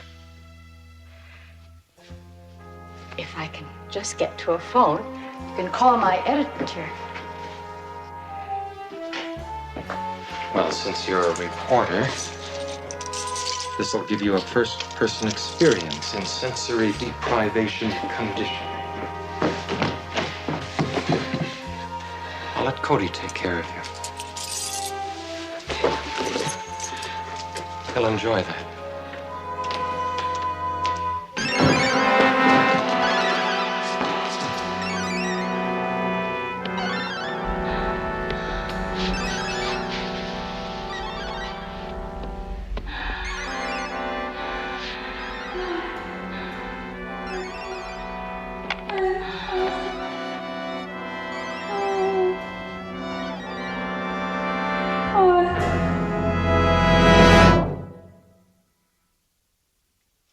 Chicks don't go out with no ID and no makeup. And they don't fly around with one change of clothes with no labels in it. Are you sure no one saw you leaving with her? Positive. Nobody knows she's here. We've got all the time we need. We don't know how much time we have until we find out who she is. We'll find out.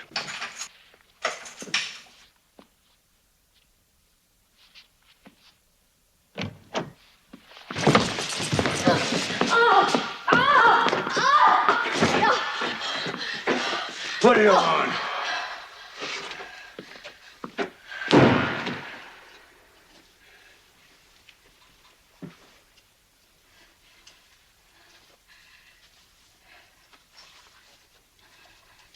That is no teenager we have in there. We have to have some answers, and we have to have them now.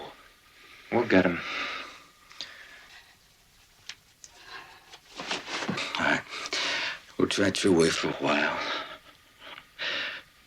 Remember, my way always works.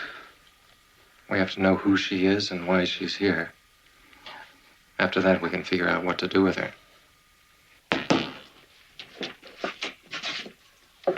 No! You don't talk. Stay. Give me the belt. I can explain. Crap. No.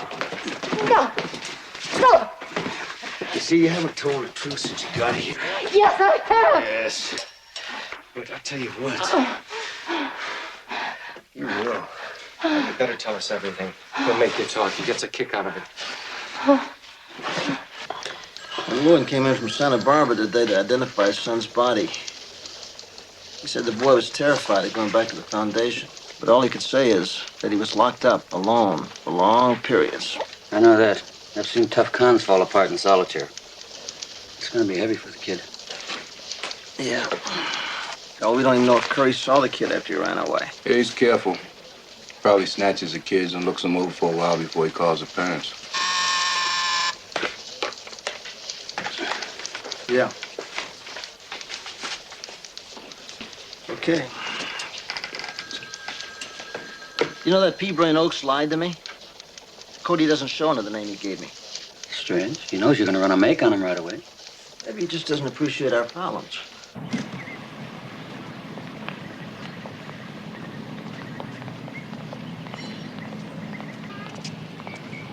There he is. I'll take the front, you take the back.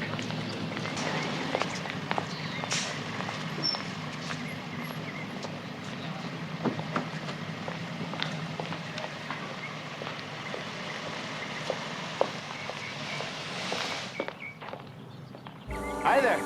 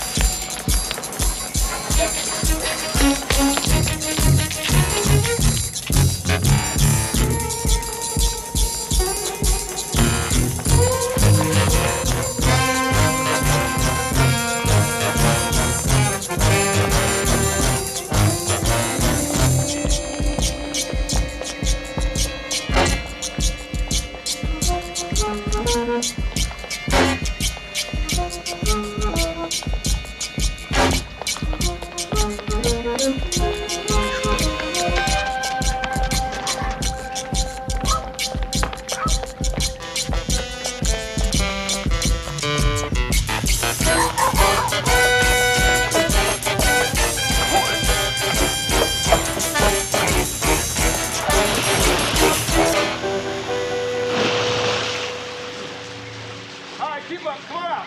Come on out. I got it, Pete. All right, come on. Come on now. Bring him out. Come on. Come on, buddy. Oh.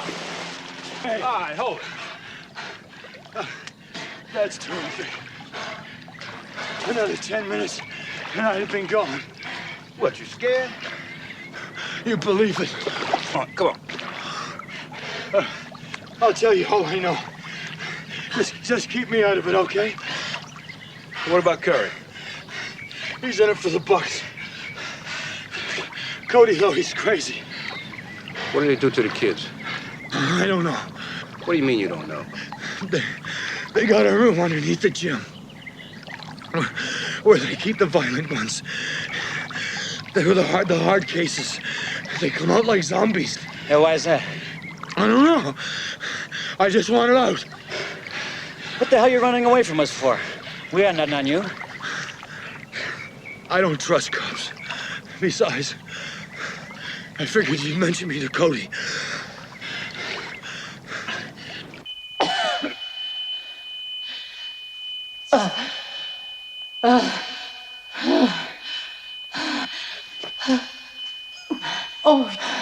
Well, did you check out the shrink that was on the Foundation's help permit? Yeah? She turned out to be an outside consultant with a mail-order degree in psychology. She's had meetings with Curry, but she's never been to the Foundation, and she's never worked with the kids. We dropped it someplace. Well, maybe it's not our move.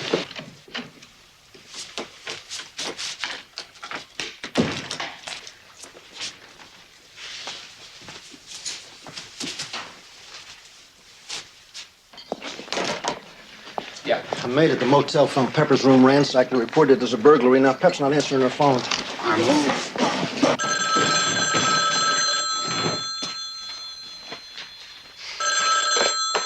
Hello. Is she there, Bill? No, she's not here. That door was forced. It could have been a burglary. Oh, Joe found Pep's car in the parking lot. Locked. I think we better get over that Foundation.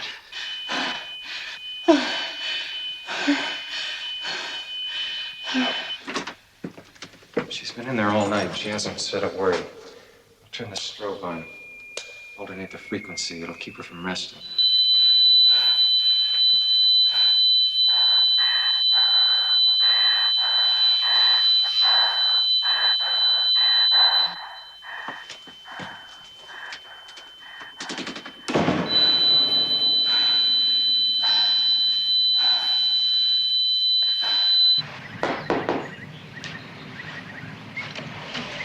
Hi.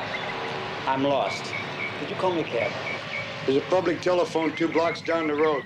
Yeah, I know, but I got no change. And besides, it's a pretty frightening area around. I get a little scared. Come on, be nice. Be a sweetie pie. What did you say? Let me use the phone. You know, being big and muscly isn't everything.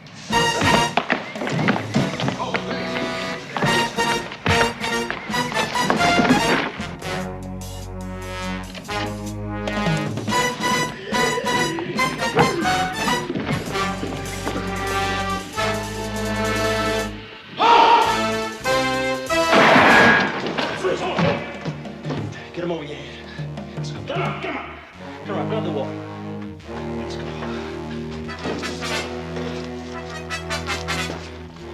Where is she? I'll show you. She's gotta be all right. Let's go.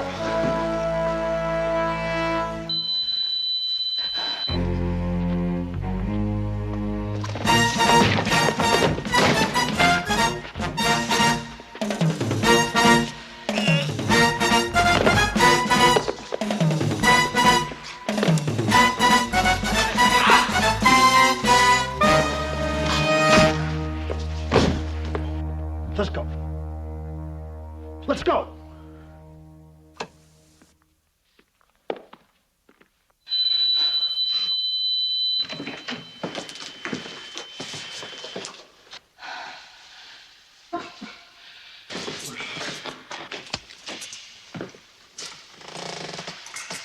Pepper, untie her.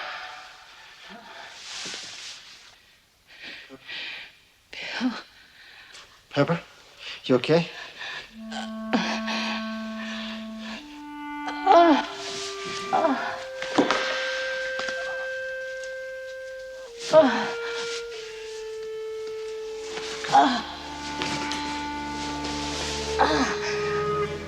Let's get out of here. Come on, let's move. Hey, Bill! Yeah! Hey, Joe!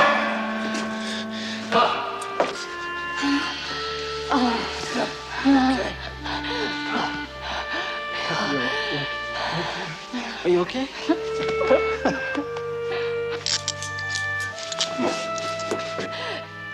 The key. Huh? What do you want? Key. The key. Huh? Key. What do you want? Huh? You okay? Yeah.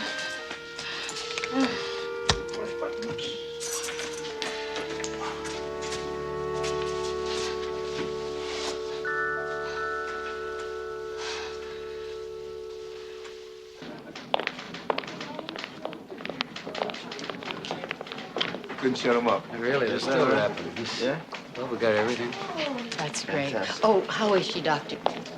The child's all right physically. She's just a little disoriented. We're going to keep her here a few days for observation. Has anyone notified her parents that she's here? That's all been taken care of, thank you. Thank you. Thank you very much, Doctor. Thank you. Gonna be okay, Pam. Pam, we notified your father. He's on his way over. He's very concerned about you. My father.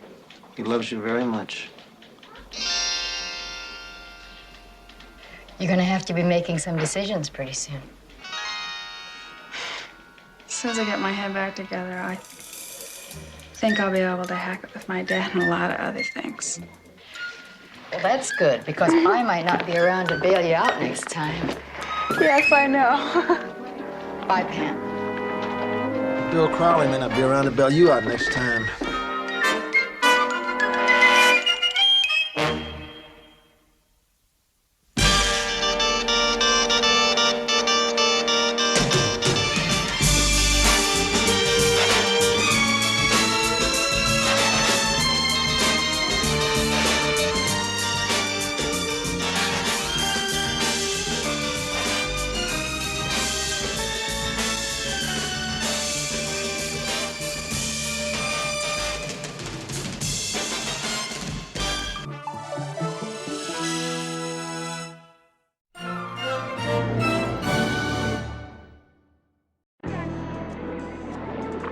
Why doesn't he split?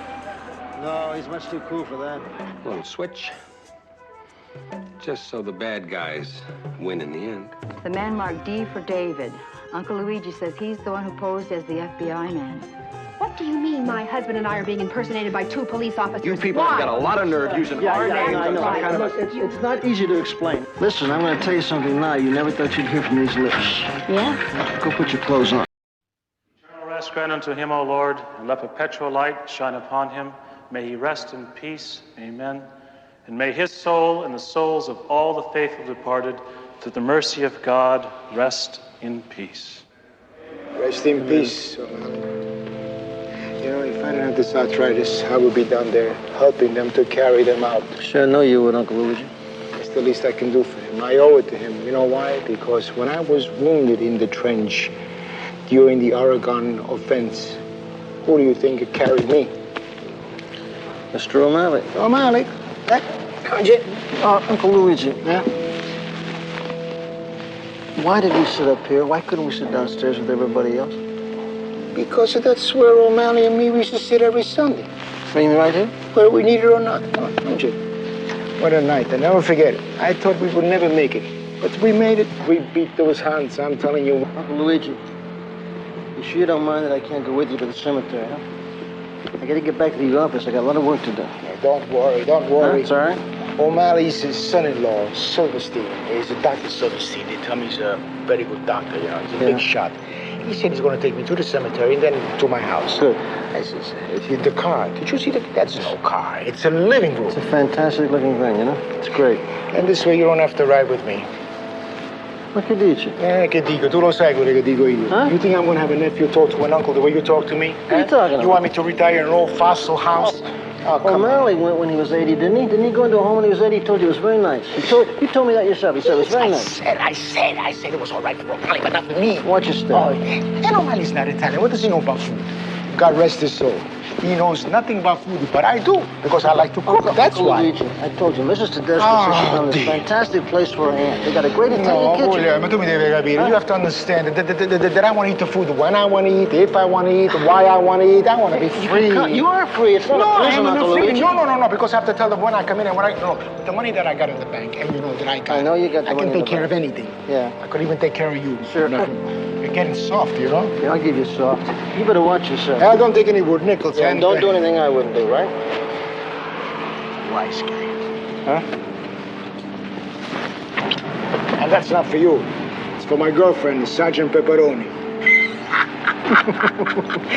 How she is when I call her Pepperoni. How is she? She okay? She's fantastic. I don't know why, but she sings you her love. This jacket, look at the way it fits. It looks like you got a bag of marshmallows. What do they give you? A baseball bat with that, huh? Go on. Dottore, aspetta. Ci vediamo fra poco, eh? Bring him down. Okay. Keep those arms. Keep them up straight. Okay.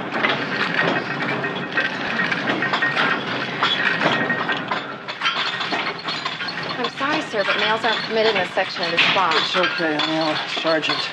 I'm looking for Pepper Anderson. Oh, yeah. Thank you.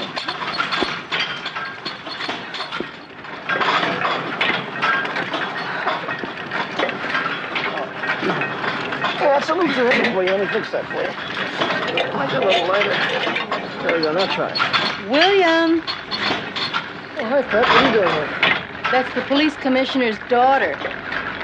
Excuse me. Can't you read that sign outside? It says women only. Well, that's female chauvinism. That's the word for it. How come we never see action like this around the office? How come you never just pick up the phone and call me when I'm at the gym? Listen, I'm going to tell you something now you never thought you'd hear from these lips. Yeah? Go put your clothes on. That's new. What's happening? We got to get to the airport. Janacek took an earlier flight than he had booked himself on. We got to get out there so we can serve him those little papers. Let's go. I haven't been on the vibrator yet. That reminds me, Uncle Luigi sent you a little something. What? Scusa. He asked you to do that? He sends his love. And you think he's ready for the old folks home? Oh, your horses. Every time I make a cup of coffee, somebody's always ringing the bell. Yes, just 1 minute. All right. Yes. Mr. Louis Concetta? Yes? Charles Franklin's my name, FBI. FBI? And I am Mario Zeta. Oh, sì. Zeta, the Italian. Oh, yes. I am Italian too, you know. grandfather's side. Oh, very nice. Won't you come in, gentlemen, please? Oh, this is charming. Would you want some anisette? It's homemade. Brings back Good the stuff. old days. Some Oh, no, no, espresso. no. Thank you, Make nothing yourself at all. home, No, no, please. no. I am one of the vice presidents of the Baines Savings and Loan. Oh, that's my bank. That's where I do business. Yes, around the sir. corner. Kravtsov, sir. Does that name mean anything to you? Kratzo. I call him Lenny. I can't pronounce his last name. The wife I gave birth to 2 boys. That's the one. He's a nice fellow. He's the teller at the bank. Yes, I know. Leonard Kravtsov. I'm afraid I have some disquieting news for you. Oh, no. The officers of the bank, with the help of the Bureau, are in the unhappy position of having to investigate Mr. Kravtsov. Why? Well, there's a strong possibility that he has been embezzling some of the funds. Even possibly some from your own account, Signore. My money? You think he's embezzling? He take my money out of the bank? Oh, no.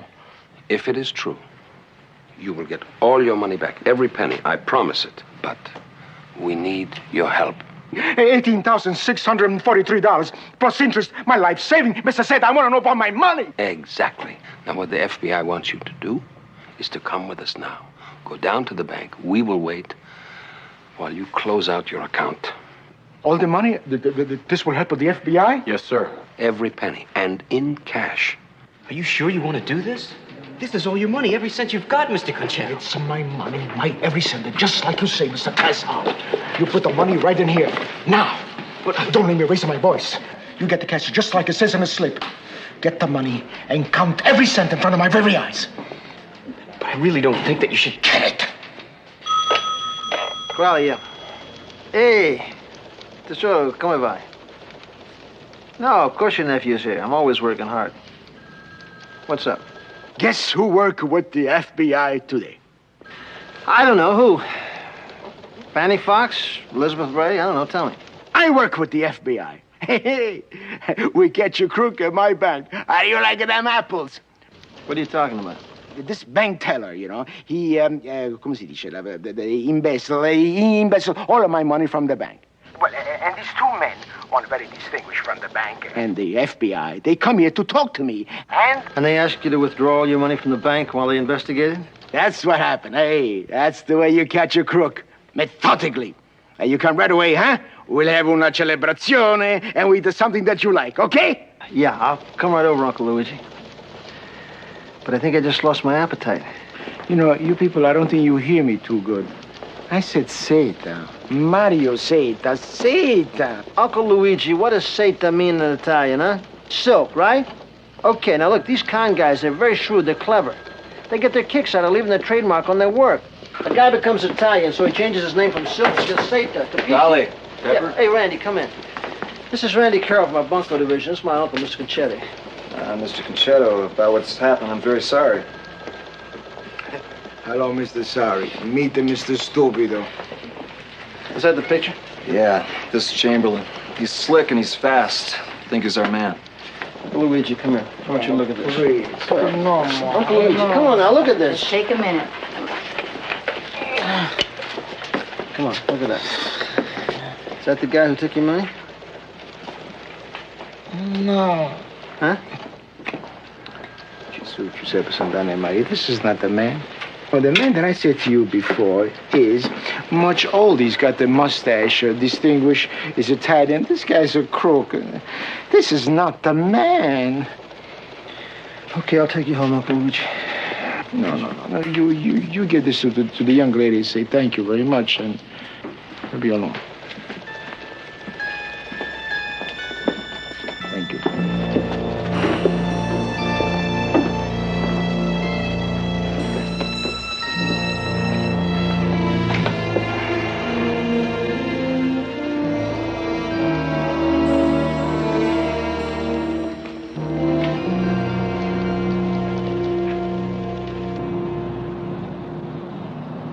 Crowley, just got word from intelligence. It's working. What's working? Chamberlain and two of his helpers have just flown up to Bradford Springs. Oh, yeah? Got a reservation at the Ray Hotel, booked as Mr. Samuel Ingersoll Leonard Kent. Can you believe it? I believe the initials, S-I-L-K. Yeah, now he's got his front money, so I'm all set to move. Hey, Randy, count Pep and me in on this thing, will you? I got a personal score to settle. I'll clear with Parks. Great. Yeah. Now I got to work out the money angle, but I'll sweat that. Don't you worry about that. Yeah, okay. Yeah, I've got to find myself a wife fast. We've set Chamberlain up to be on the lookout for a Mr. and Mrs. Collins, rich and classy. Rich and classy. What about Mary Lou up in R&I? That's a classy type. Oh, wait, she got a husband. I was kind of thinking of Kate Lindsay, Works Vice. You know her? I know her. Pretty girl. Very efficient. Yeah, very efficient. And pretty. And single. Yeah. Single. Yeah, well, but very efficient. Yeah, I said that. See it. And single. Mr. and Mrs. Larry Collins? That's right. From Coos Bay, Oregon. Oh, yes. We got your wire. I'm sorry there are no suites available at the moment. Only choice doubles. See what you can do, okay? See, this is our second honeymoon, and there's nothing too good from a bride here. I'm sorry, Mr. Collins. There's nothing else available. Oh, great. First, my luggage gets lost on a flight. Darling, we can't fight fate. The man said a double. We settle for what he's got. And don't worry about clothes. I'll buy you a bikini. Thanks a lot. I need a dress. First things first. We'll take it. Room 408, please.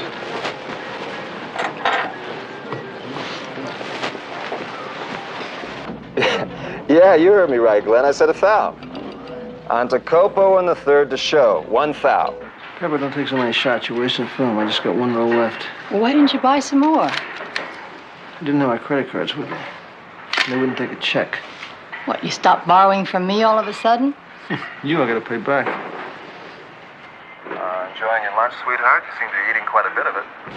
Chocolate Bavarian pie is on my diet. Cute. Okay, Glenn, fourth race. You ready? Another thou on, let me see. You don't care how you waste the department's money, do you, kid? Hey, Randy, I forgot to tell you.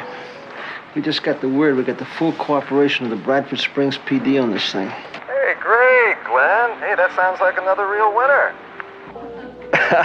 Yeah, another thou on that, okay?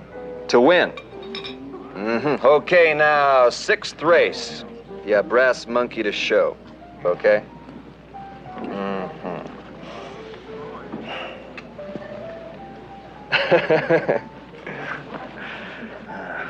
Okay, Crowley, we can knock it off. Our audience has just walked out on us. Yeah, I can see that. Okay, nice going. Right. We strike out? No, Chamberlain's still circling the field. He just hasn't landed yet.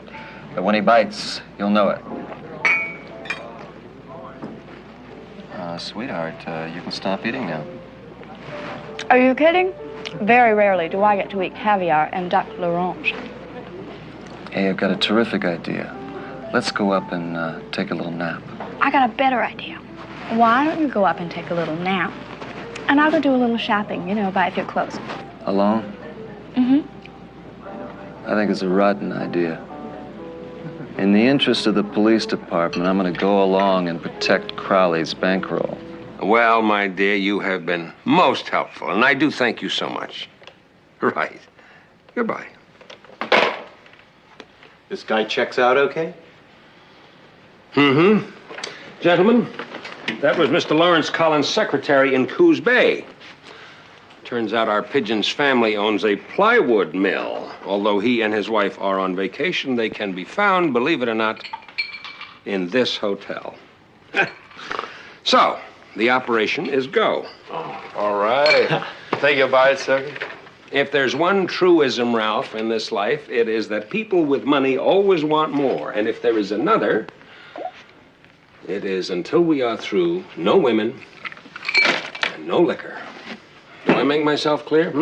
Hey, well, in that case, I better give Cindy a call. No, you can do that later. I've got to reach Harold in New York, just in case they check up on my credentials. You guys don't have to let any grass grow under your feet. Lobby and patio. Well, let's get on it. I'm beginning to enjoy playing with this thing. Huh? So the hint for your birthday? Or Christmas. Well, I guess that's it for now. Where are you going? To my room to take a shower. Well, listen, why don't you just take a shower here? Bill. Oh, really, I'll take the film out. We'll see what develops. See you later. Call me if you need help with the explosion. Yeah. Oh. You dropped your key, my dear. Oh. Well, thank you. You're very kind. Don't I get a reward or something? Maybe a drink, Maybe later. But you said I was very kind. You're kind of getting on my nerves, giving me the key. Take it from me. Come on. Take it from me. Take it from me. Come on. Give it Come on. from me. Come on. Take it from me. Yeah.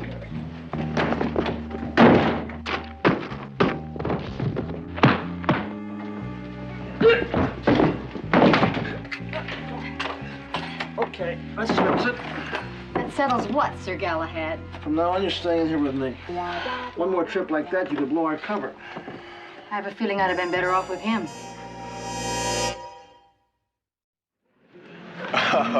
Crowley's really gonna be knocked out by this. $224 for a dress. Well, I had to have something to wear. Besides, if he finds my suitcase, he can take the dress back. I thought I heard the ladies say no refunds or exchanges. Well, then he's stuck with the dress. Where are you going? Sweetheart, what are those? Oh, sorry. Well, I thought in case I couldn't sleep, I'd have something to read tonight. Couldn't sleep. But we're on our second honeymoon, remember?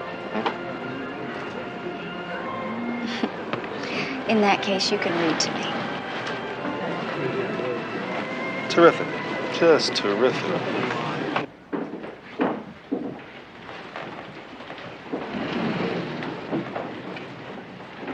What's the matter? My pocket's just been picked clean and beautifully. I lost my wallet and my key. That's terrific. That means Chamberlain's got you marked, now he's checking you out. Let's give him plenty of room. Okay? Yeah, fine. Huh. Sounds good. It's getting better and better, I tell you. What are you doing? Trying to get proficient. You know, they're a great-looking couple. Let's see what you got there. Want to get some good pictures of them. You know what would help this? Uh-uh. Took this off. Where are you going to call this shot? Midnight in the coal chute? Answer the phone.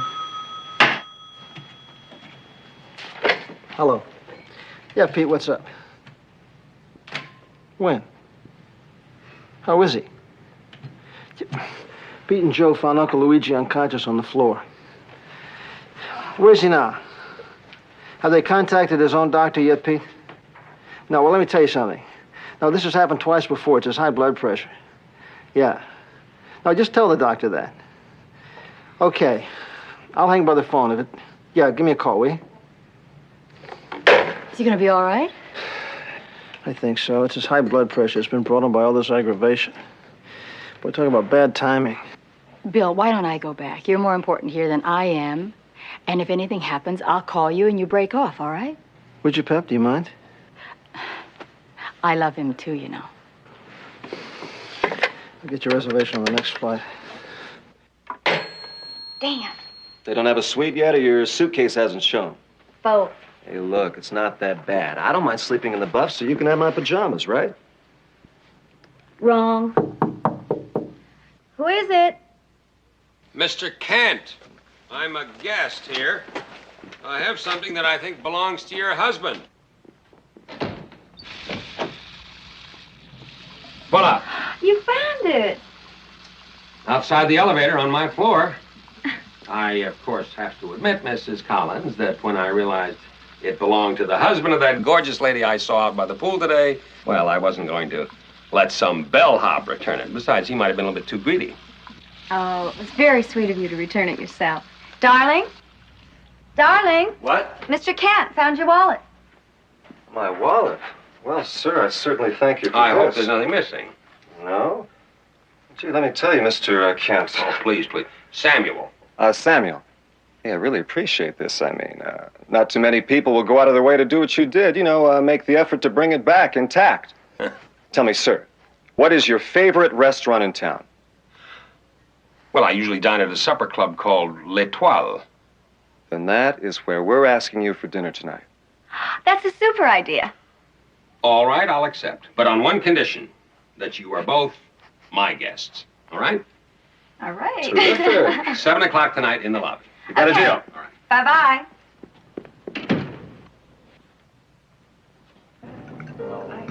Larry's work? Mm-hmm. Well, I guess you could say that he's the president of a large family mill. Try one of those. You'll just love it. Ooh, looks good. But just between you and me and the champagne, his kid brother does most of the work. The dummy loves it. And you too. What do you love? Traveling. The world, you name it, we've been there. I mean, it's fun and educational. And you get to meet the most interesting and attractive types like you, Sam. Oh, thank you, ma'am. But I should say about Larry, he's very bright in business too, you know. I mean, innately, he likes a good thing. Larry, you son of a gun, you. You certainly did marry an attractive girl. Oh, don't I know? Well, thank you both, gentlemen. I'm afraid I've just been telling Samuel the story of our lives. Well, how about you, Sam? I mean, what do I do? Mm-hmm. Well, I'm on the finance committee of Coast and Southern. We check out small businesses that seem to be going under. With our resources, we're able to buy them up. Then we announce a large capital investment in each of these little businesses. When the stock goes up, why, we sell out. They're probably setting up the rag gambit right now. I'm sure they are. Ragam. Hold it, guys. We lost Katie. That's an updated version of the old big con known as the store.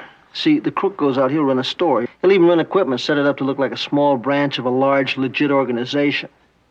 Then they hire local crooks, and they'll pay them to act as customers. Yeah. Tupper. Oh, good news, Bill. I just talked to the doctor. It was a combination of high blood pressure and, as you said, aggravation. But his blood pressure is nearly normal now. He's okay, then? Well, he pinched me twice so far. Then he's fine. Would you get that old faker out of bed? Incidentally, they hope to be able to send him home tomorrow. Okay. Yeah. Yeah, just watch yourself. Sure. Bye-bye. That was Pepper. My uncle's okay. Ah, that's terrific. It's getting a little late. You two got a heavy day tomorrow.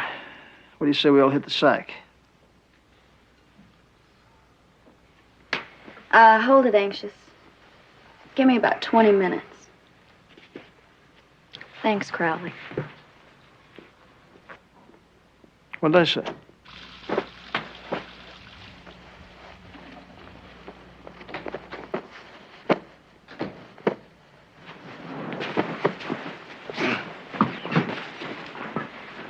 Where do you think you're going?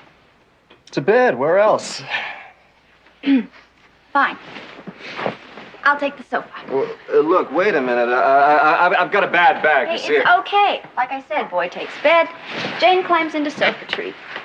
Problem solved. Case is closed. Officer Lindsay. To bed. Thank you. It's okay.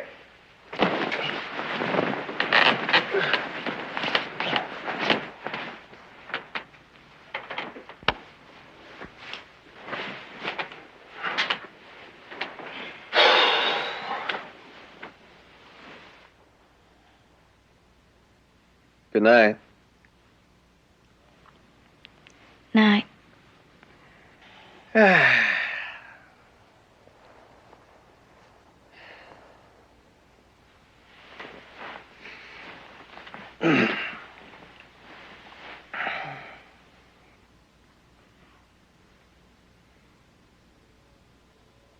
So, what do you think of Vice, huh?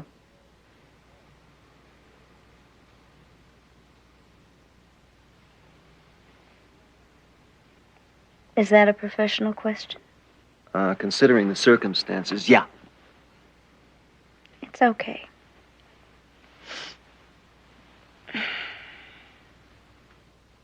Uh-huh. Yeah. Oh. Was that okay or terrific okay, huh?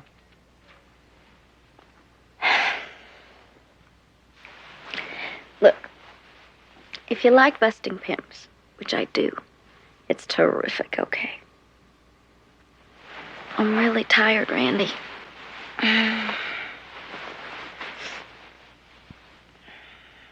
Hey, I'm not tired. Come on, tell me more, huh? You, Vice, you. What is Vice?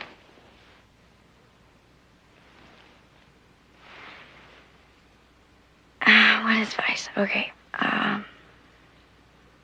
What is Vice? Well, you get to meet the most interesting people in the most exotic places, standing on street corners, sleazy bars, hanging out of windows, the candy store. You know, like that. Oh, Bunko isn't like that. Mm-mm. No, Bunko is people. Watching people. Old people, young people, some smart, some not so smart. But all of them vulnerable. And all of them being conned, swindled. Sometimes their entire lives are broken. Like crooks. Con artists who can only be caught by matching a cop's wit against theirs. And so one day I decided to become one of those cops. You know what I really miss tonight? My teddy bear, you know? Something nice and soft to cuddle up against. Good night, Smokey.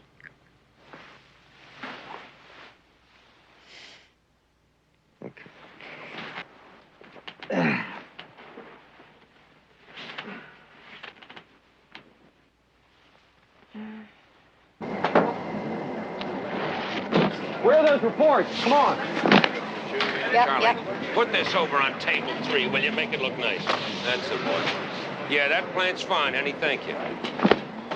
All right, sweetheart, we got to get those dungarees in the back, I think. Finish this up and let's go. Larry, please, please, I can't have ladders here. Let's go. They're going to be here any minute. Ralph, check on it, will you? They're coming. They're on their way. Okay. All right, everybody. Here's where the fun begins. Places, please. Just like the old days, let's have a good time. Okay. All right. Now, what about that? I don't buy it. The plastics outfit is looking good. The plastics outfit. Yeah, but we only had a report on them yesterday. What how much was it? 40, what was it? How many? It was, No, but look, right up there, you can't...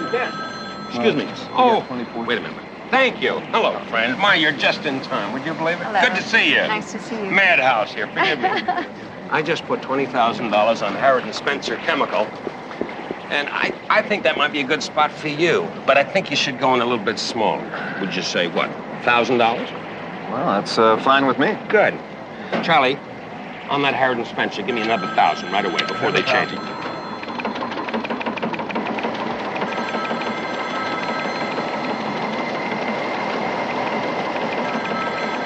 Wow, this is incredible. Hey, look, it is incredible. See that last little clickety-click over there? I just made myself $40,000. And you, my friend, are $2,000 richer right now. Samuel, I don't believe this. It's true. I mean, I'm involved in a business myself, and I'm aware of a few loopholes here and there, but come on, man, this is a license to steal. Larry, No, honey, I understand how he feels. How come you're laying this on me? All right, I'll be honest and pragmatic with you. I've checked you out, Larry, both of you. You're my kind of people. I just happen to like you, that's all. And the bottom line is? I think that you and I could form a very healthy and profitable relationship. I mean, I don't know what the future holds, financially speaking, but it looks pretty good to me. Well, I don't know. It sounds honest enough and pragmatic enough, but I don't know. I tell you what, you and I will have dinner again tonight at the hotel, the three of us, and we'll talk about it. And if nothing comes of it, fine. At least I've enjoyed your company. Okay? Okay. Look at her, she's going crazy. Sweetheart. Come here. Charlie, give me something nice. I don't know, perfume, something good. Oh, the little lady wants to break into the business. Come on. 1, 2, 3, 4, 5, 6. Is that it? Okay. There you go. Thank you very much. Okay. Yes, may I help you? Yeah, we'd like a room, please. Mr. and Mrs. Lawrence Collins. Collins, and you're from? Coos Bay, Oregon.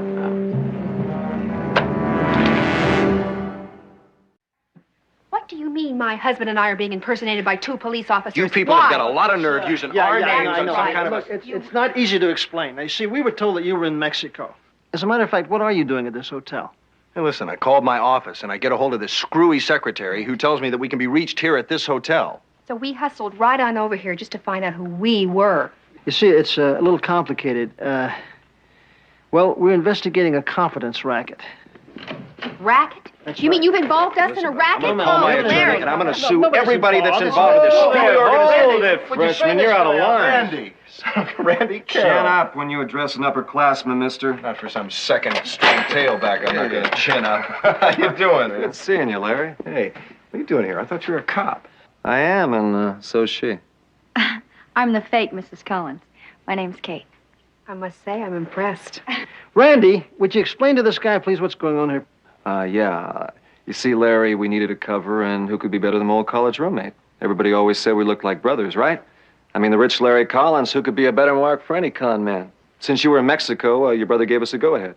Yeah, so that's why the dingbat said that we were here. Sure, now it makes sense. All right. That's right. That's what we told her to say. Listen, is there anything we can do? Hey, what'd I tell you, Mr. huh? Collins, the best thing you can do is just disappear as soon as possible. All right, to put it bluntly. Hey, let me take him down the car, okay? You better greet that desk clerk. Thank you very much for your cooperation. Yeah. Come right back, Randy, will you? That's what I call a close call. What do you suppose the odds are against them showing up here? Oh, speaking of odds, Silky make you any money today? If this keeps up, I'm going to retire. You're kidding. With a wad like that, I'm sure Silky thinks he's got you hooked. When do you think he'll pull the string? And the secret is to get the sugar thoroughly blended into the rum. You see, that's what you have to do. I got that from this Scandinavian chef in Stockholm. All right. Hey, would you get that for me, please, Larry? Now, what you do is you ladle it very carefully. You don't want to put it on there too fast. Hello? Right even on each one, like Sam? this, see? Yeah. Long distance. Oh.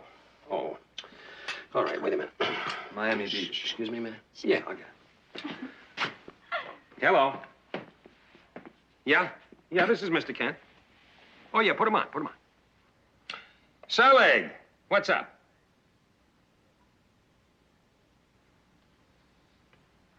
Well, they can't do that now. Look, can't you stall him for just a little while? But listen, you can block it for one full day, can't you? Yes, the whole bundle, 100,000. I'm buying the lot. Look, throw him out. I don't care about Norman or any of his friends. Right. You heard it. It's our last chance to make a big killing. They are taking Atlantic Minerals off the board. We'll sell out at 50,000. You'll make 300% net profit on your money. You in? Larry, that much. And tax-free. And we can't lose, can we, Samuel? No. I didn't quite say that. But I think the odds are stacked pretty strongly in our favor. Larry? Sure, why not? Of course the money will be marked. Tell them they'll get it back. Tell them they'll get it back with a nice dividend. I'm talking about Chamberlain. What other dividend? Dinner. Captain, I tell you what. You get me the 50 grand. I'll spring for dinner at Mazzarino's. That's right. Okay, thanks. Talk about blackmail. Okay, Randy. You can pick the money up at the airport at 10:30. You know, we'll probably end up with a caseload of worthless certificates. Then what? Then the important thing is to get out of there. Now, Chamberlain's going to have to stay there to pay off his stooges. So our locals will move in and they'll grab him with the marked bills. We got him. Yeah, we got Chamberlain. But how are we going to get your Uncle Luigi's money back? Yeah, well, we're working on that, too. Verona, please. My eyes are getting tired, please. Now, there's just 4 or 5 more, Uncle Luigi. Come on.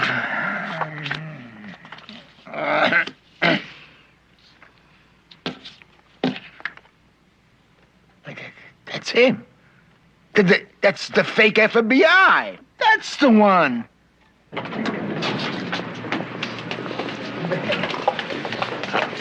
What? What is it? Do you know who that guy was? What? Who? Do you know him? Yeah, he busted me on a pigeon trot. He's a cop. Are you positive? Cindy swears he's a bunco cop. He busted her once. Yeah, well, I think we're being set up for a tour in the Slammer. Oh, now, gentlemen, let's not panic, shall we? Silky, if he's a cop, the smart thing to do would be to quit now. Mm-hmm. Maybe you're right. But, before we do, let's just review the bidding, shall we? First, why didn't the cops simply come up here and arrest me? I'll tell you why. We haven't taken a nickel yet. They've got nothing on us. All right. Second, then what are they up to? Could be a setup, using police money. But in that case, they'd have to catch us trimming the mark. In a way, they could be trying to con us. You know, it's funny, gentlemen, but in this particular venture, we could end up being the mark. Yeah, well, I don't like it. On the other hand, we know that they're police, and they don't know we know. So we have an advantage, right? All we need is the little switch, just so the bad guys win in the end. 41,000. 2,000.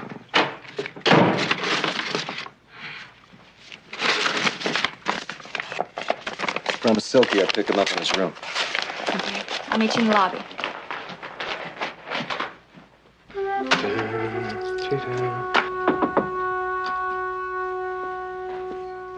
Be with you in just a minute.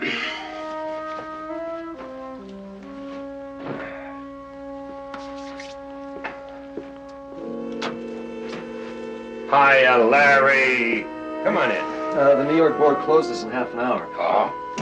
We've had nothing but time. Listen, I'm just going to get my jacket. Why don't you fix yourself a drink, huh? No thanks. Okay, then fix me one, will you?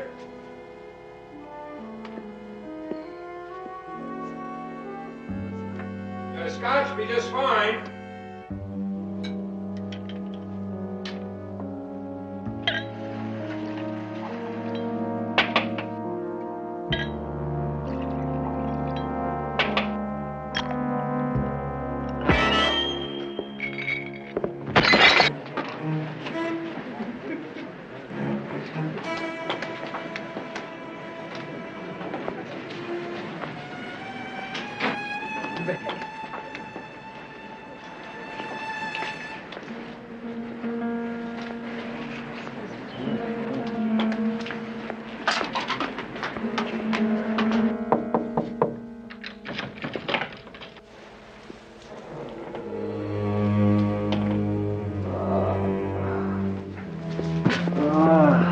Randy?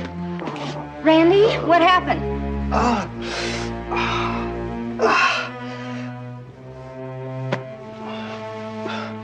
Oh, the money's gone. Where's Chamberlain? Oh, a million miles away by now. I don't know. You too, Larry? Oh, no. My money, it's all gone. What are you gonna do? Operator? Yes, this is Mr. Kent. Give me the police. That's right. The police, right now.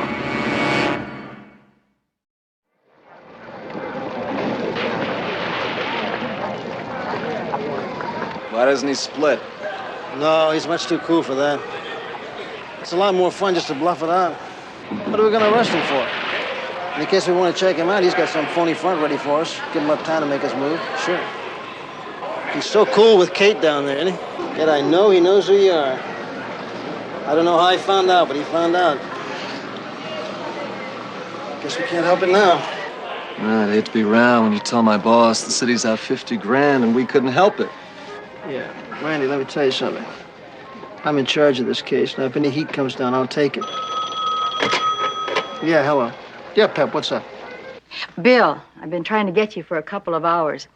Take a look at your copy of photograph 17. Wait a minute, Pep, let me get it.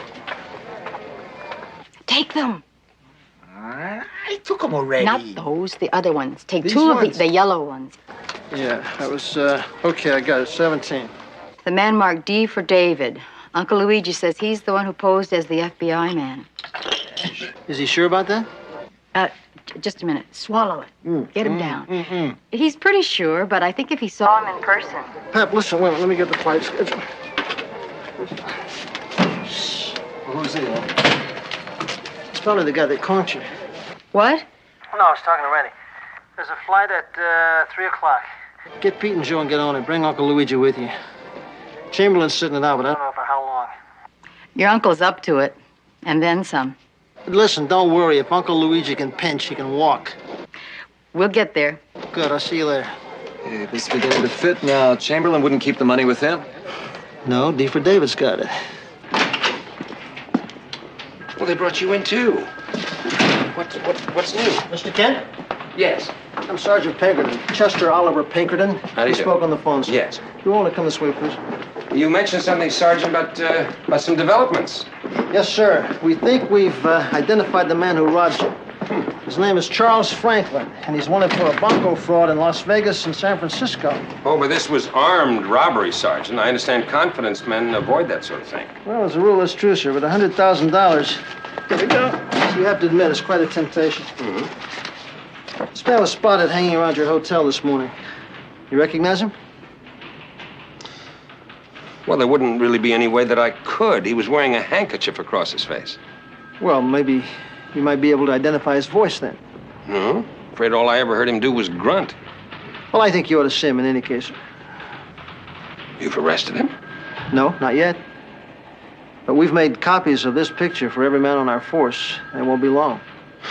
Well, I certainly hope so. I'm leaving town tonight. Tonight, sir? Company business. Emergency. Mr. Kent, I'm afraid you can't leave tonight, sir. You're our only witness, and we need you. Are you asking or ordering, Sergeant? Well, I hope it doesn't come to that, sir. But I would like to remind you that it's your money we're trying to get back. Good point. Very well. I'll change my plans. You can reach me at the hotel if you need me. Thank you very much. Would you two like a ride back? No, thanks. We have our own car. Thanks for coming in, sir.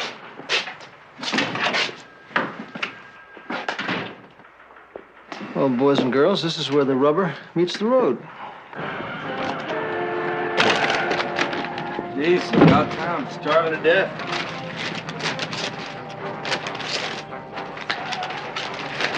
Oh, come on, there's no mustard in that thing. At least you got the prize. Who knows we're here? It's the boss. Hello? Oh, Silky. What? Rio? Come on, we're leaving right away. Well, look, I'll take the money with me. We'll split it up down there. What's the matter? Don't you trust me? Oh, come on. What are you, crazy? Ralph and I can't meet you at the airport. Look, don't threaten me, man. She'll be there. Who's she? You, baby.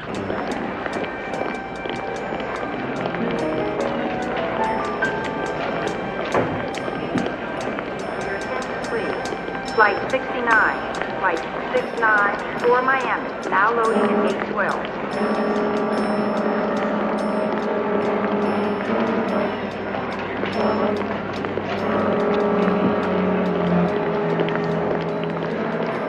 Right on a time, huh?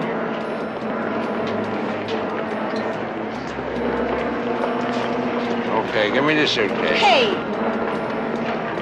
Smith, sweetheart, don't you know me?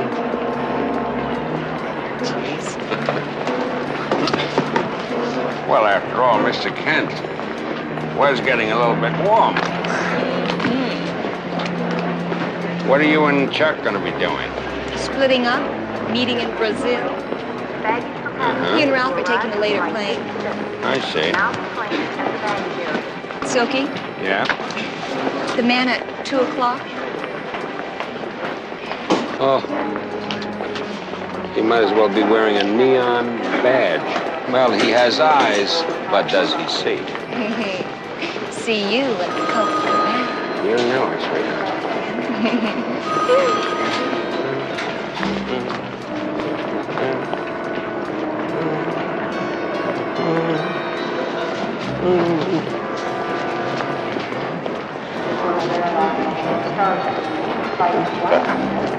Excuse me. How big you put it on?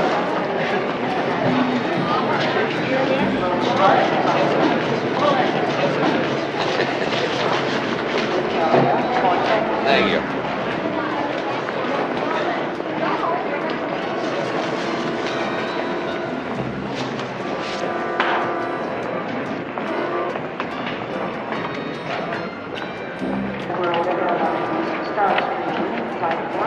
Rio de Janeiro.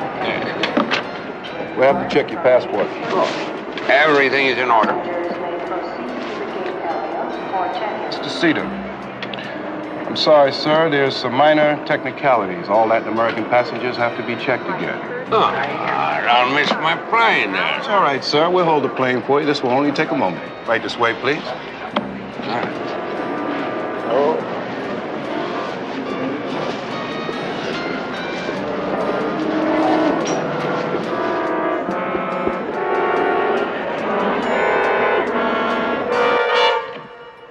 This way, please. Buongiorno, Mr. Seta. I don't believe we've met, sir. What's going on here? Cooler, Mr. Chamberlain. We busted your three buddies, now we're busting you. You're under arrest.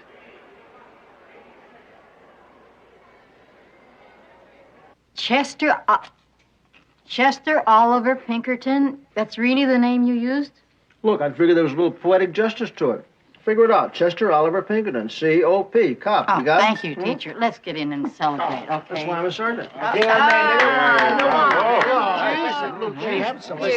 Come on. Brandy? Get the wine press. I want to make a Here toast. you go. Okay. Oh, Thank you. And what about me? No. Well, what about me? It's my no, vino, no, no? we haven't forgotten about you, Luigi. Here's your drink. Oh, what's this? Cream soda. It's delicious. Cream soda. Hey, what am I going to do with the cream soda? Doctor's orders, sorry. Okay, doctor. If he was a doctor, he stops a man from having a glass of wine. But that's all okay, Chai. Look, I have something that'll make you happy. Get the envelope. All right. Yeah. Give it to him. Here you go. Here you go, Uncle Luigi. What is this, eviction notice? Open that. You know what that is? That's a check for your money. Awarded to you by the court from the monies recovered from Chamberlain and his friends. My money!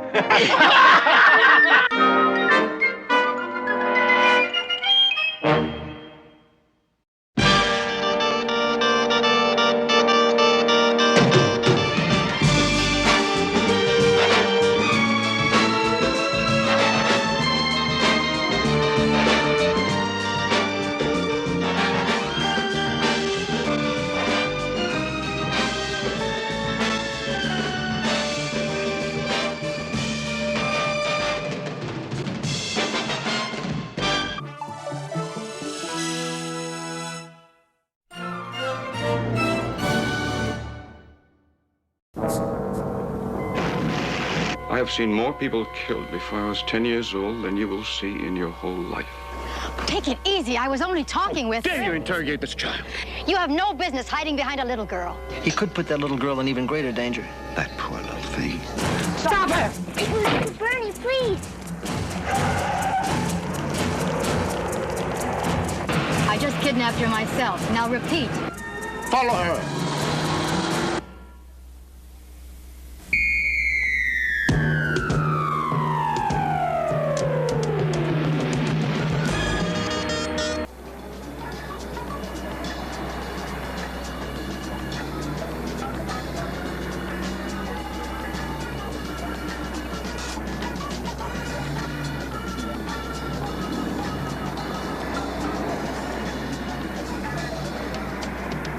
Old Chung Il Tay and Young Lei Nu bow and scrape to Mr. Tu.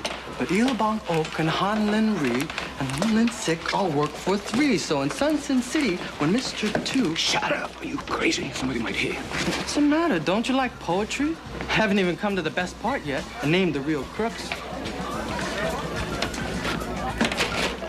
Here. Don't eat it all in one place. Come on.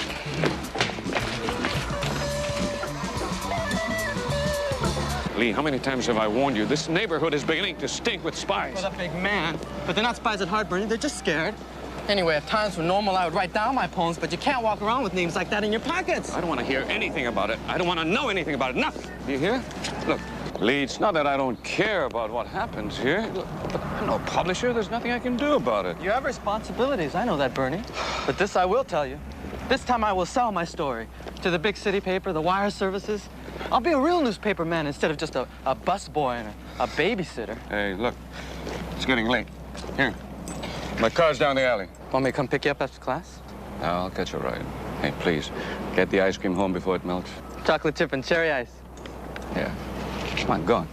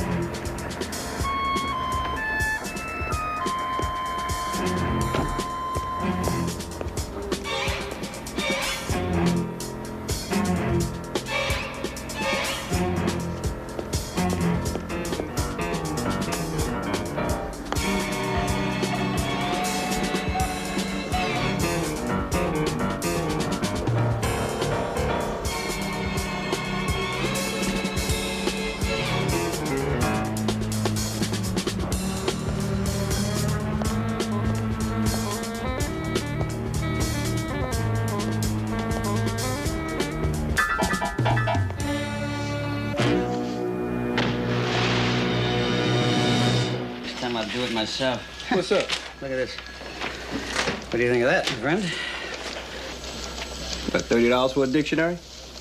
Where a dictionary? We got one around here somewhere. Yeah, this one wasn't for me. This was for a snitch. A snitch? Who writes your material? No, I really mean it. This, do you remember the Sullivan case? Yeah. You can remember the guy that helped us? When we really needed help, too. A guy named Frankie Vasquez? Yeah. And he wanted a dictionary? He said to me, what I want is my $50 in a dictionary for my boy. His boy, he said, was very bright, but not too heavy into learning, and could I throw in a dictionary? I thought that was really nice, you know? I mean, what am I going to tell him? I'm not into words? Go rip one off yourself? Hi. Say that again? Ice cream and bloodstains? There's a count voucher back from Miller's office with question marks again. Oh, fourth one only. This year. What'd you do? Charge the department for new overalls? Hey, you know, that's not a bad idea. I mean, I used them on the job as a uniform. Good idea. Yeah, no, I got it. Commissioner, you would wear overalls too, wouldn't you? I am $30 for a what'd you need another dictionary for? What, is there an echo in here? Let's go. You're going the wrong way. No, not if I want a cup of coffee on it. I want a cup of tea. Let's go. Where's Let's Go? Koreatown. Beautiful. Drop a smile around here and you get one right back. Let's try asking them about Kim's Ford and all that blood and see what happens. If they inscrutable. You said it. Pepper, I tell you, when it comes to the Korean tongs... No, that's Chinese. Well, however you say mob and Korean, it's all the same thing. It's still like a syndicate. Protection rackets, loan sharking, gambling controls, it's all the same thing. We better get over to his house. Okay.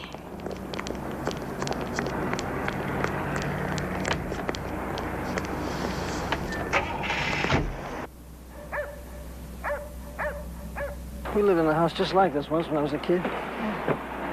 Sweet. What's his name again? Kim, Bernard Kim. I'll settle for Novak. Sure you would. Anybody home?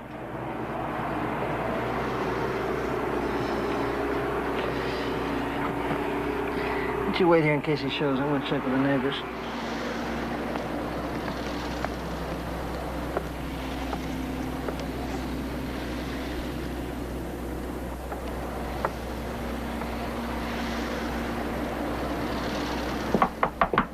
Anybody in there?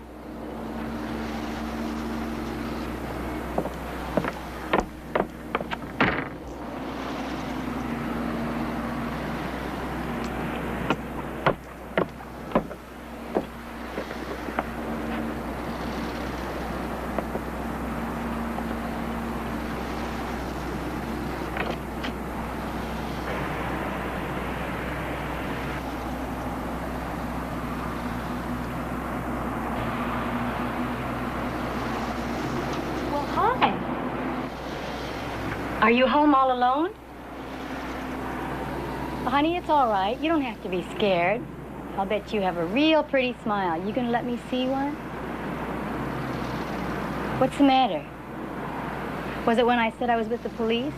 Haven't you ever seen a police lady before? That's what I am. You want to see my badge? Look at that. Isn't that pretty? So beautiful. So shiny. Do you understand what I'm saying? I didn't come to hurt you. My name is Pepper. What's yours? Vicky, 집에 들어가. 하라는 대로 해. I'm sorry. What for? She didn't bite me. This is Mr. Kim, Bernard Kim. This is Sergeant Anderson. Oh, how do you do? How do you do? Her name is Tiki. She hasn't been in this country for a long while, so she doesn't understand many things. She's my niece. She speaks no English at all. Both her parents are dead. But she is a good little girl. Yeah, Pepper. Mr. Kim here is an accountant. He says that his car was stolen yesterday. Well, it might have been borrowed. You see, I often leave my keys out on the desk, and I have many younger friends who are not fortunate enough to have a car.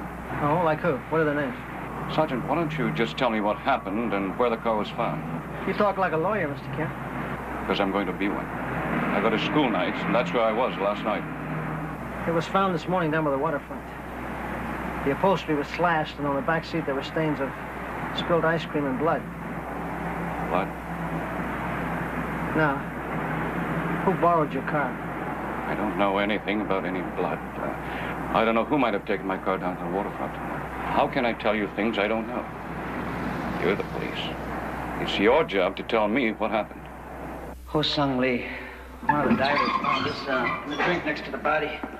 No money, just names and addresses written in Korean. Yeah. Right, Ken. Okay, sure.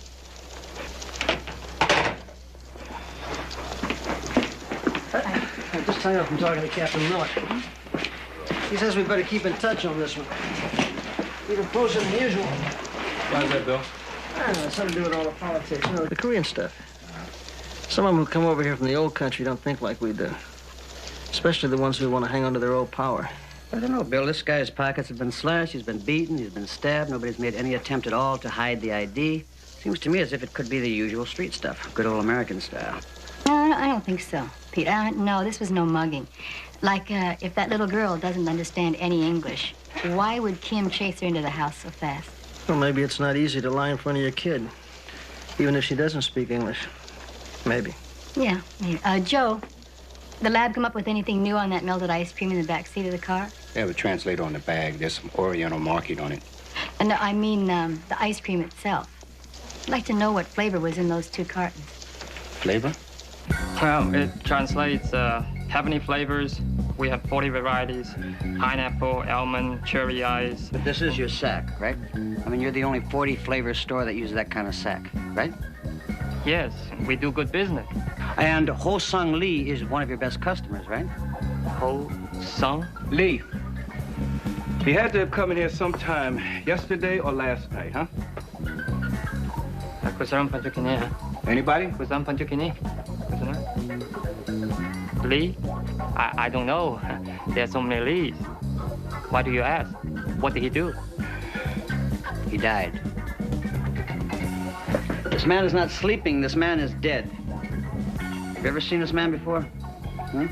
How about you? Have you ever seen his face before? Have you ever seen this man's face? Hmm? You speak English? Hmm? Ever seen this man's face? How about you, sir? Have you ever seen this man's face? You? Nobody seems to speak English around here anymore. I swear I thought I heard a little English when we first walked in. Anyway, the landlady says his name is Lee, and he lives at 28th Street. I don't remember that face. Look, all we want to know if he was in here sometime yesterday, when, and if anybody was with him. That's all. Hey, but we do such good business. Yeah, I understand. We're just trying to do our job. Just want to find out some information. Sir. Hello. Have you ever seen this man's face before? Little chip, nobody understands what I'm talking about. I'm very sorry, officer. How did your window over here get broken? And the counter smashed. And the plaster up there. I mean, who did that? Oh, that was several days ago, last Friday. It happened during the night. Well, did you report it to the police? No. Why not? I thought maybe it was just kids. You know, why put kids in trouble? Really? That's what I always say, too. Take good care of your face. We'll be back.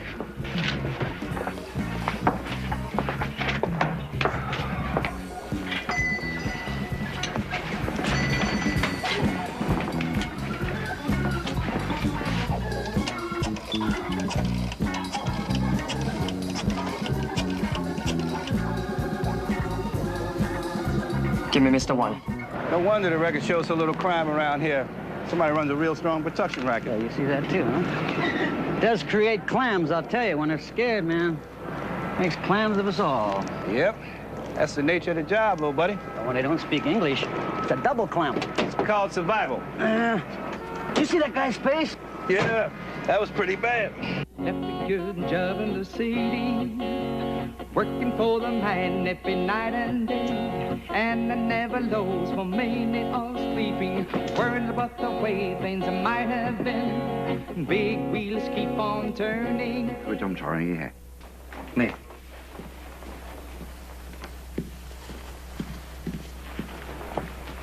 I'm sorry, Sergeant Crowley. The cook's helper I remembered as being close to this young man is no longer with us. Went back to Korea and nobody bothered to tell me. Homesick, I suppose. You mean there's nobody here at all who can tell me anything about Lee? You're welcome to talk to the rest of the staff when they come on duty. But Lee Ho-sung was only a part-time busboy, you understand. He worked relief once or twice a week, that's all. Mr. Wan, was he here last night? Not since Tuesday. Anyway, he kept pretty much to himself. Lee considered himself better than the others, I think. He had dreams of becoming a newspaper man. As a matter of fact, his landlady started to say something about that to my partner, Sergeant Anderson. Then when she identified this photograph for us, suddenly her memory got very hazy. Wouldn't you be frightened if you learned that one of your tenants had been killed? It's not easy to keep the trust of immigrants any more than it is to be one. Now I have things to do. By the way, you wouldn't happen to know another man, would you? A friend of Lee's, an older guy. His name is Bernard Kim. Bernie, of course. He works on my taxes now and then. But I doubt if his being friends with Lee means anything. Bernie Kim has helped a lot of our young men get started here. He's on all sorts of committees and charities, besides his own work. And now night school, too. He has a great future, Bernie does. Ciao. Ciao.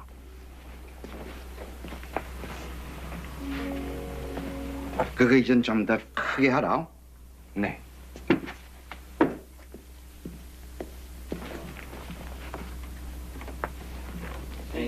Just a good job in the city, working for the man every night and day, and I never lost for me.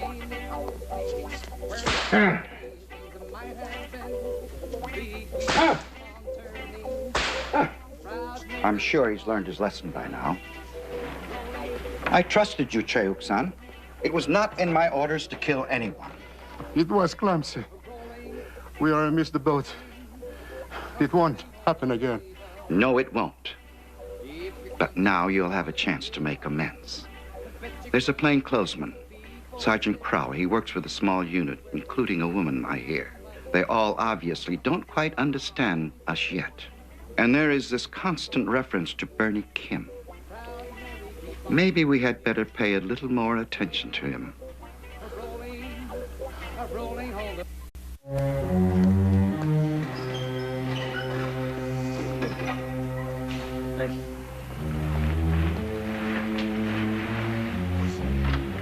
Sadissi, Hong Sung Lee. Your friend. When's the last time you saw him alive, Kim? I told you, I can't help. I don't remember. Anyway, all you said you wanted was to confirm the identification. Well, I thought maybe you'd like to see what happened to him. Your friend. See, it was the knife wound right down here that actually killed him. Yes. Took one hell of a beating before he was killed. You know who might do that to him? Is there anybody that he was afraid of? He never mentioned anyone in particular that I remember. See, part of the problem is that there are no identifying marks. You see, I mean, there's no fingerprints on all these bruises on his face here. You see the bruises on his face. Sergeant, I have seen more people killed before I was 10 years old than you will see in your whole life. Not to mention the ones that were shot and hung and tortured since then. But then you've never lived under a virtual dictatorship, have you? Are you trying to say to me that this means nothing to you? Your friend murdered, that doesn't mean anything? Take your time, Kim. We've got plenty of time.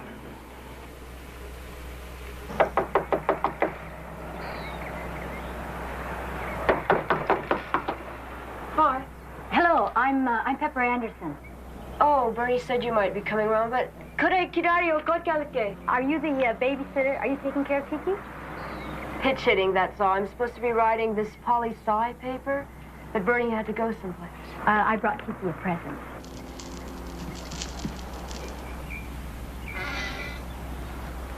Hello, Kiki. What are you doing? Okay, silly question, I know. Most people talk too much anyway, don't you think? I thought you might like some of this. There's that one. And that one. Chocolate chips, jelly ice. I thought so. Why don't you let me take her off your hands for a while? Get some of your homework done.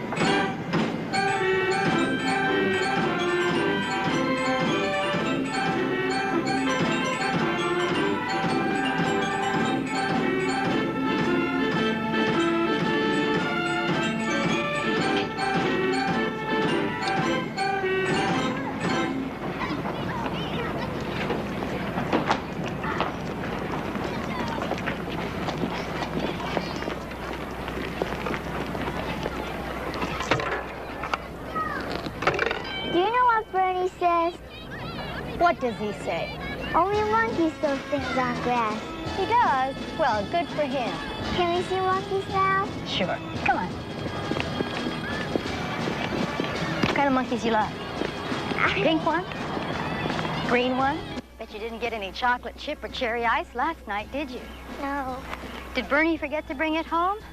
Or did the babysitter go out to get some? Of course not. She's very smart, but she doesn't know what kind of ice cream I like. No, I don't mean the girl at the house. She's just the pinch hitter, isn't she? What's pinch? That's pinch. No, I meant your regular babysitter, honey. Could we look at the tigers, too? Well, sure. If you give me some rest. Come on, let's sit down for a minute. Maybe you called him your friend, your uncle's friend. I'm afraid of tigers, aren't you? I doubt if Ho Sung Lee ever acted like a tiger, did he? Because that's who was your real babysitter last night, wasn't he? Until something happened, like when Ho Sung Lee went out to get the ice cream. Tiki? Stop it! Get away from her! Take it easy. I was only talking with her. Dare you interrogate this child? I was not hurting her, and you shouldn't have her lie for you. Not. She knows nothing. Be careful. Mr. Kim, you've already lied enough for yourself. You have no right interrogating this child. You have no court order, no warrant. You have no business hiding behind a little girl.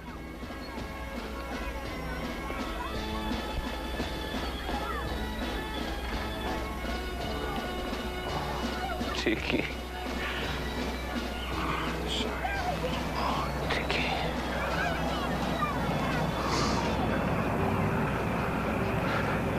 This isn't the place to talk.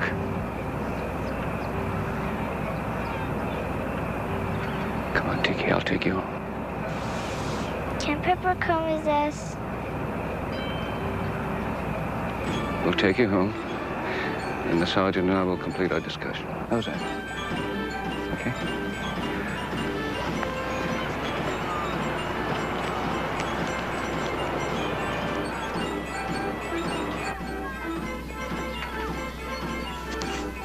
So you bought the ice cream, gave Ho Sung Lee the keys to your car, and that's the last time you saw him? Yes. When I got home around midnight, Tiki was still awake, alone, frightened. She still doesn't know Lee is dead. I don't really know how to tell her. It's so soon after both her own parents died. You see, they were just about to come to this country. And then there was the train wreck. I had already sent my brother the money. Why didn't you do anything last night about Lee's disappearance? But I did. I telephoned 100 times, hospitals everywhere. And it never occurred to you even once to call the police? You've told us even less than the people at the ice cream store who won't even admit Lee was there last night.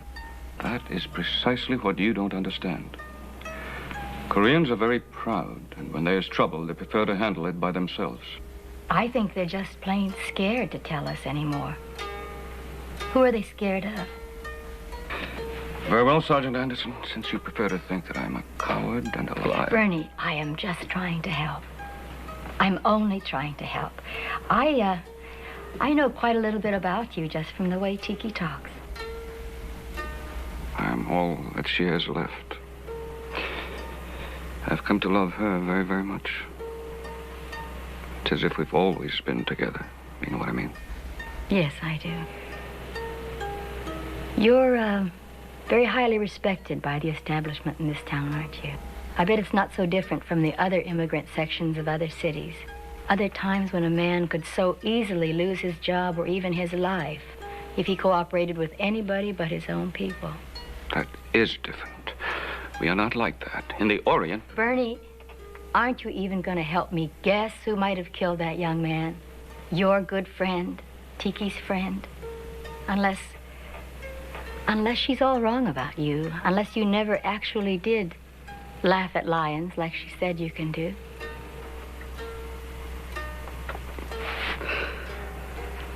Would you like some more tea? No, thank you. Well, I know what Tiki would like. To see you. Would you mind coming back to the house for a while? I'd like that very much.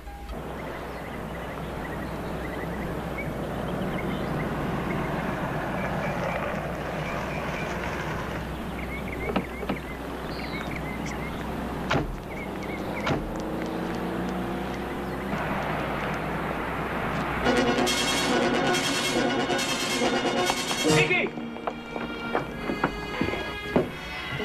Tiki! Tiki? Ellen! Tiki! Where are you? Tiki!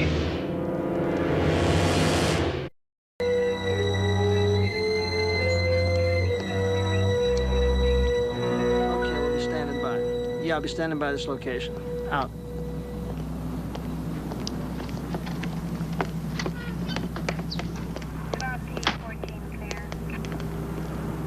Well?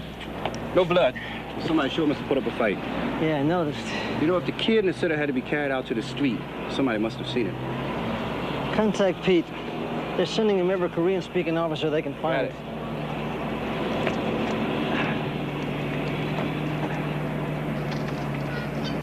No, she was wearing a red dress before. But that's the one that she spilled ice cream on in the park. Show him, Lois.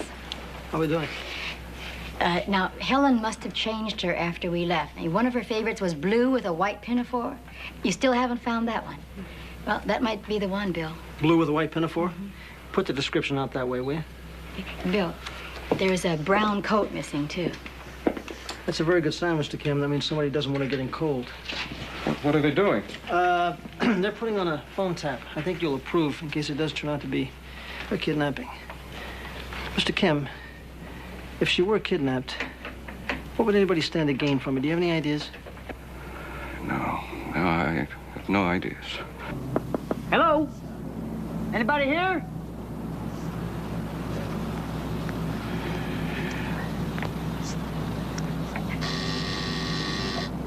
Hello? Anybody home? What a trip.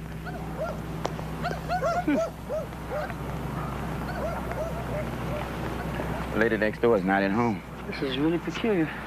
Can't be that many vacant houses around here. And lady number 5 has been taking a nap all this afternoon. Seems like there's been a lot of people taking naps. You said it. She was? Where? Okay, we'll be right there. Pepper, Joe, we may have found a sitter.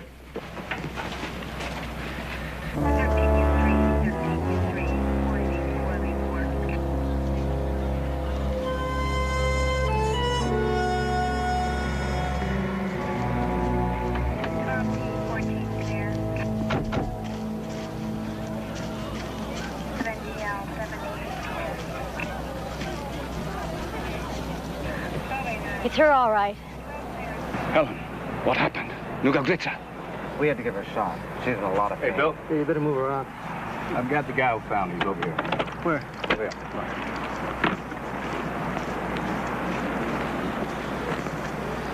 Sergeant Crowley. Sergeant Harrison. Hello. You tell me you're the one who found her, is that correct?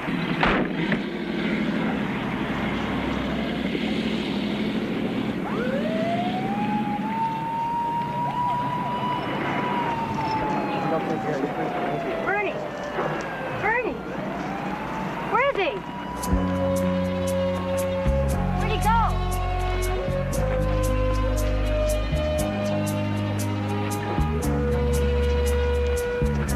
I'll find him. Have Pete drop you to the hospital.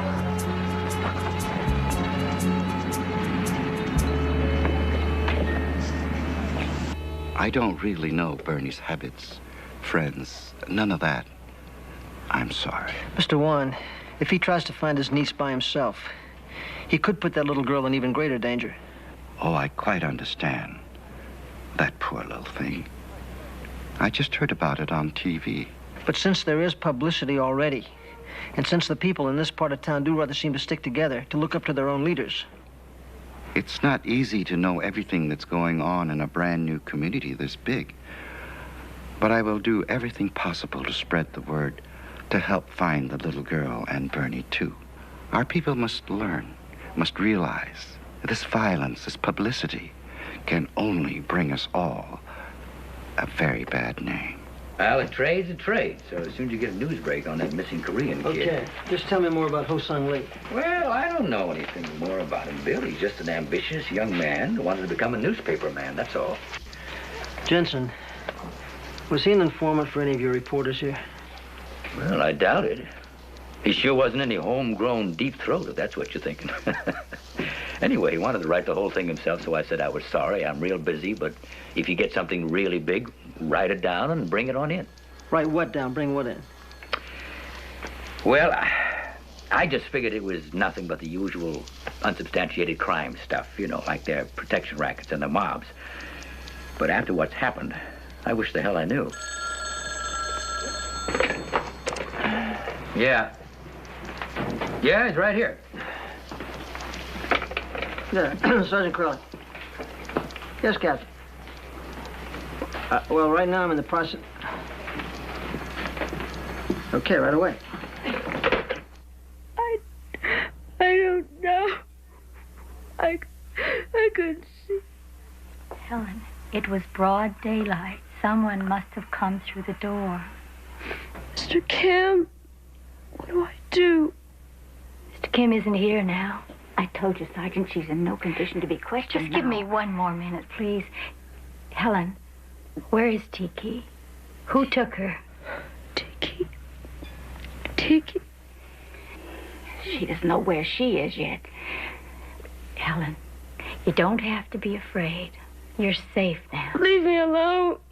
No one is going to hurt you. No one is going to reach you to hurt you. We've seen to that, Helen. I promise. Please. No. Go away, please. Sergeant. All right, that'll do. Oh, no, it won't. You won't get out of here. We're on our way, lady. Come on, let's go. Let's go, will you? Sorry, everybody. On our way home. I'm off the case. I'm the only cop in town who Tiki knows. You didn't hear me, Pepper. I said we're off the case, all of us. No, that makes no difference. Maybe the whole damn department's off the case. The captain got his orders straight from the chief's office. Some special unit's coming in. Well, I can't stop now. Don't tell me you can't. Orders are orders. I won't. I will not. Pepper, you're a cop. Now be a cop. Don't you know you could put that kid in even worse danger if you interfered? Don't you realize that it's my fault? Whatever happens to Tiki, it's because of me. All right, I'll give you another order. Don't go back to the office. Go home. Just take the rest of the day off. Do you hear me? Now I don't want to go home. Pepper, go home.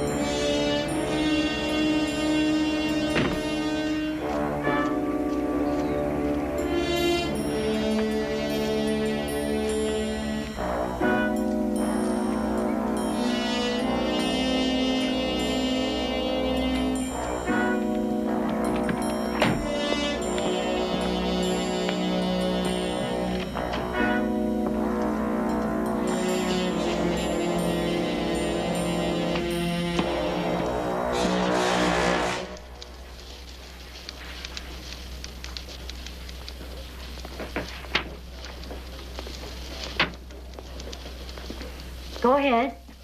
Say it. Say what? I told you to go home. No, if I said that, then you'd say, I practically live here with the hours you put me through, Crowley. I spoil your punchline? Mine was much stronger. I bet it was.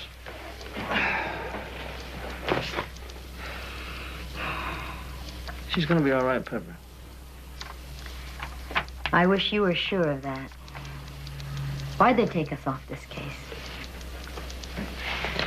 We get an order, we follow it, Pepper. Period. Yeah, period. For whatever the reason. In this case, yeah, period. A tiny dot in a big fat manual that says, forget there's a little girl out there who needs our help. Great. What is that? A poem I found in the room. You want to hear it? Sure. Dear Uncle Bernie, P.S. She puts P.S. at the top. Helen helped me to write this down, but it is my poem to you. I remember a far, far place. It was not a long time ago. I remember my mother and father, their faces, their smiles. It was not a long time ago. I cry sometimes in my bed at night when I think of them and of home. But then I see your face come to say goodnight to me, and some of the hurt goes away with my tears.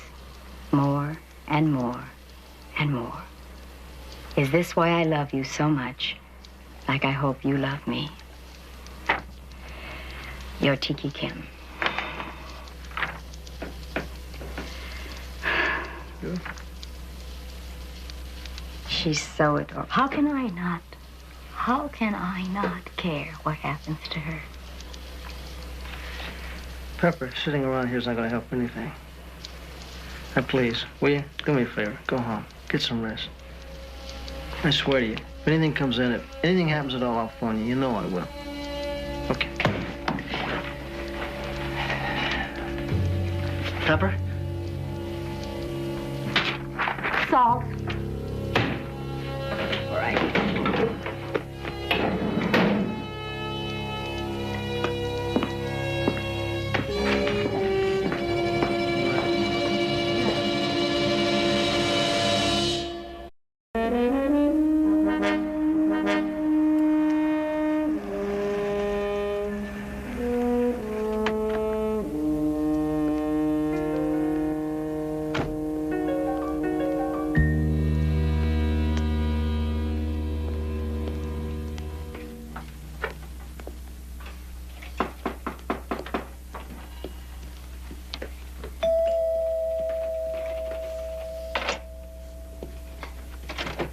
Come in.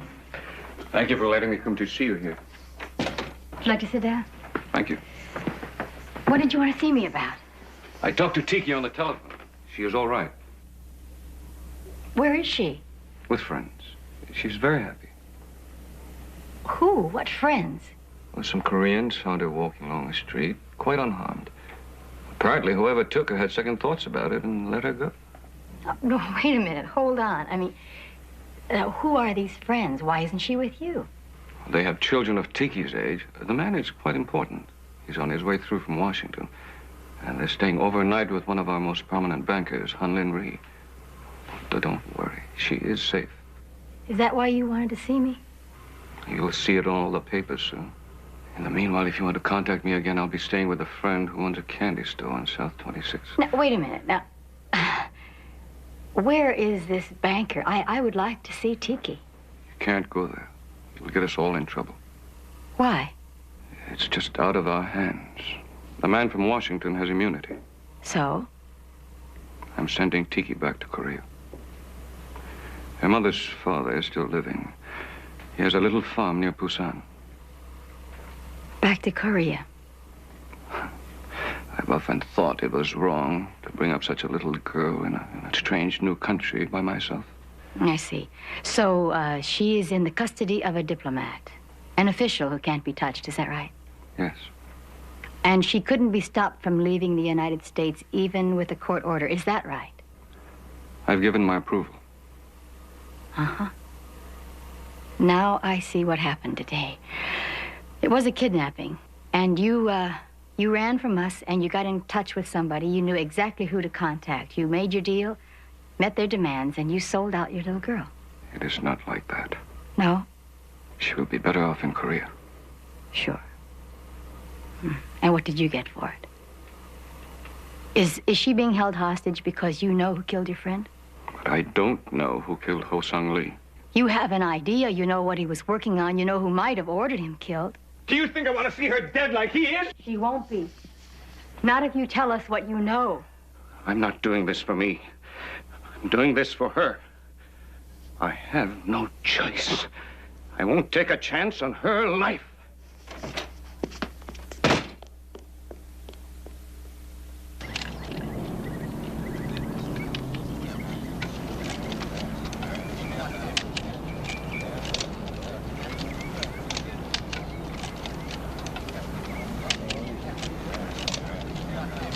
Please, gentlemen, hurry it up. The poor child is still tired. We simply wanted everyone to know that she is perfectly all right. Does this mean that kidnapped story yesterday was just a false alarm? Oh, no. Hoodlums certainly attempted something. But that's for the proper officials to describe. I'm sure they don't want it discussed in front of the child. Mr. Rhee is quite right, gentlemen. Please just get your pictures and go. Korean government representatives have been very cooperative with the federal authorities.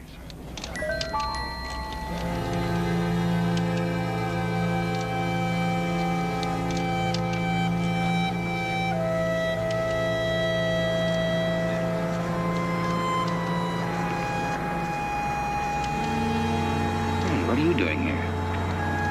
You work for Bill Crowley, don't you? I'm Fred Jensen. Oh, yes. Hi, how are you? I'm from Missouri. I guess I still have to be shown. Sorry. Oh, yeah. Shown what? A new story becomes a non-story? Maybe it never was a story. Anyway, I thought the feds took this over. Please, no closer. No questions to the child. Only pictures. Come on now. What do you know that I don't know? And that they don't want either one of us to know? This is the way it is, that's all. There is nothing anyone can do.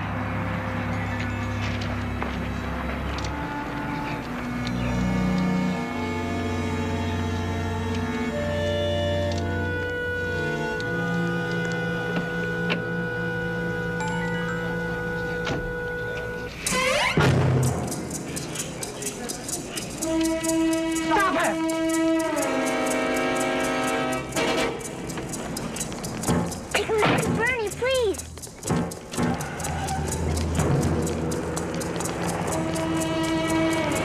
Follow her. Say that again, Pepper. You heard me, Bill. I just kidnapped her myself. Now repeat. Bernie Kim has a friend who owns a candy store on South 26th. South 26th? Yes, and hurry. Get there. Arrest me. I don't care what you do. But dear God, Bill, get there. Where's that candy store, Tiki? Down there, about a block. Hello? Get me Mr. Wong. Yes, Mr. Wong.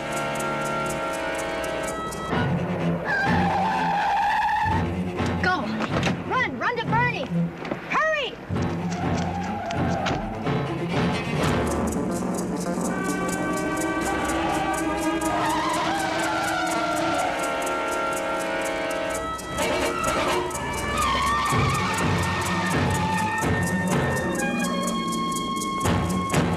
Where is the girl?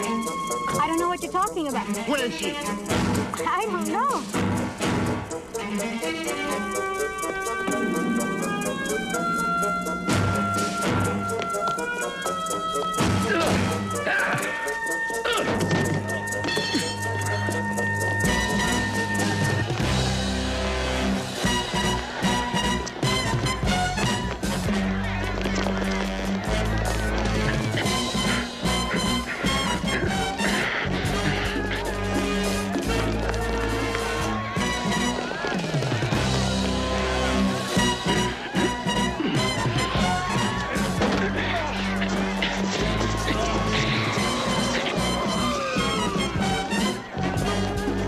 Police! Police! Break it up! No, break it up! Enough! Drop it! Drop it, I said! Drop it! It's all over. It's all over. Come on, with your hands up. Let's go. Sergeant Crowley. Let's break it up. Mr. Warren. Ah, so. You want to just step out, please? That's right. Now turn nicely and put your little hands on top of the car there and spread your feet like a little eagle, okay? Get those guys wrapped up. Hey, in the car. Now. What are you laughing at? Lions?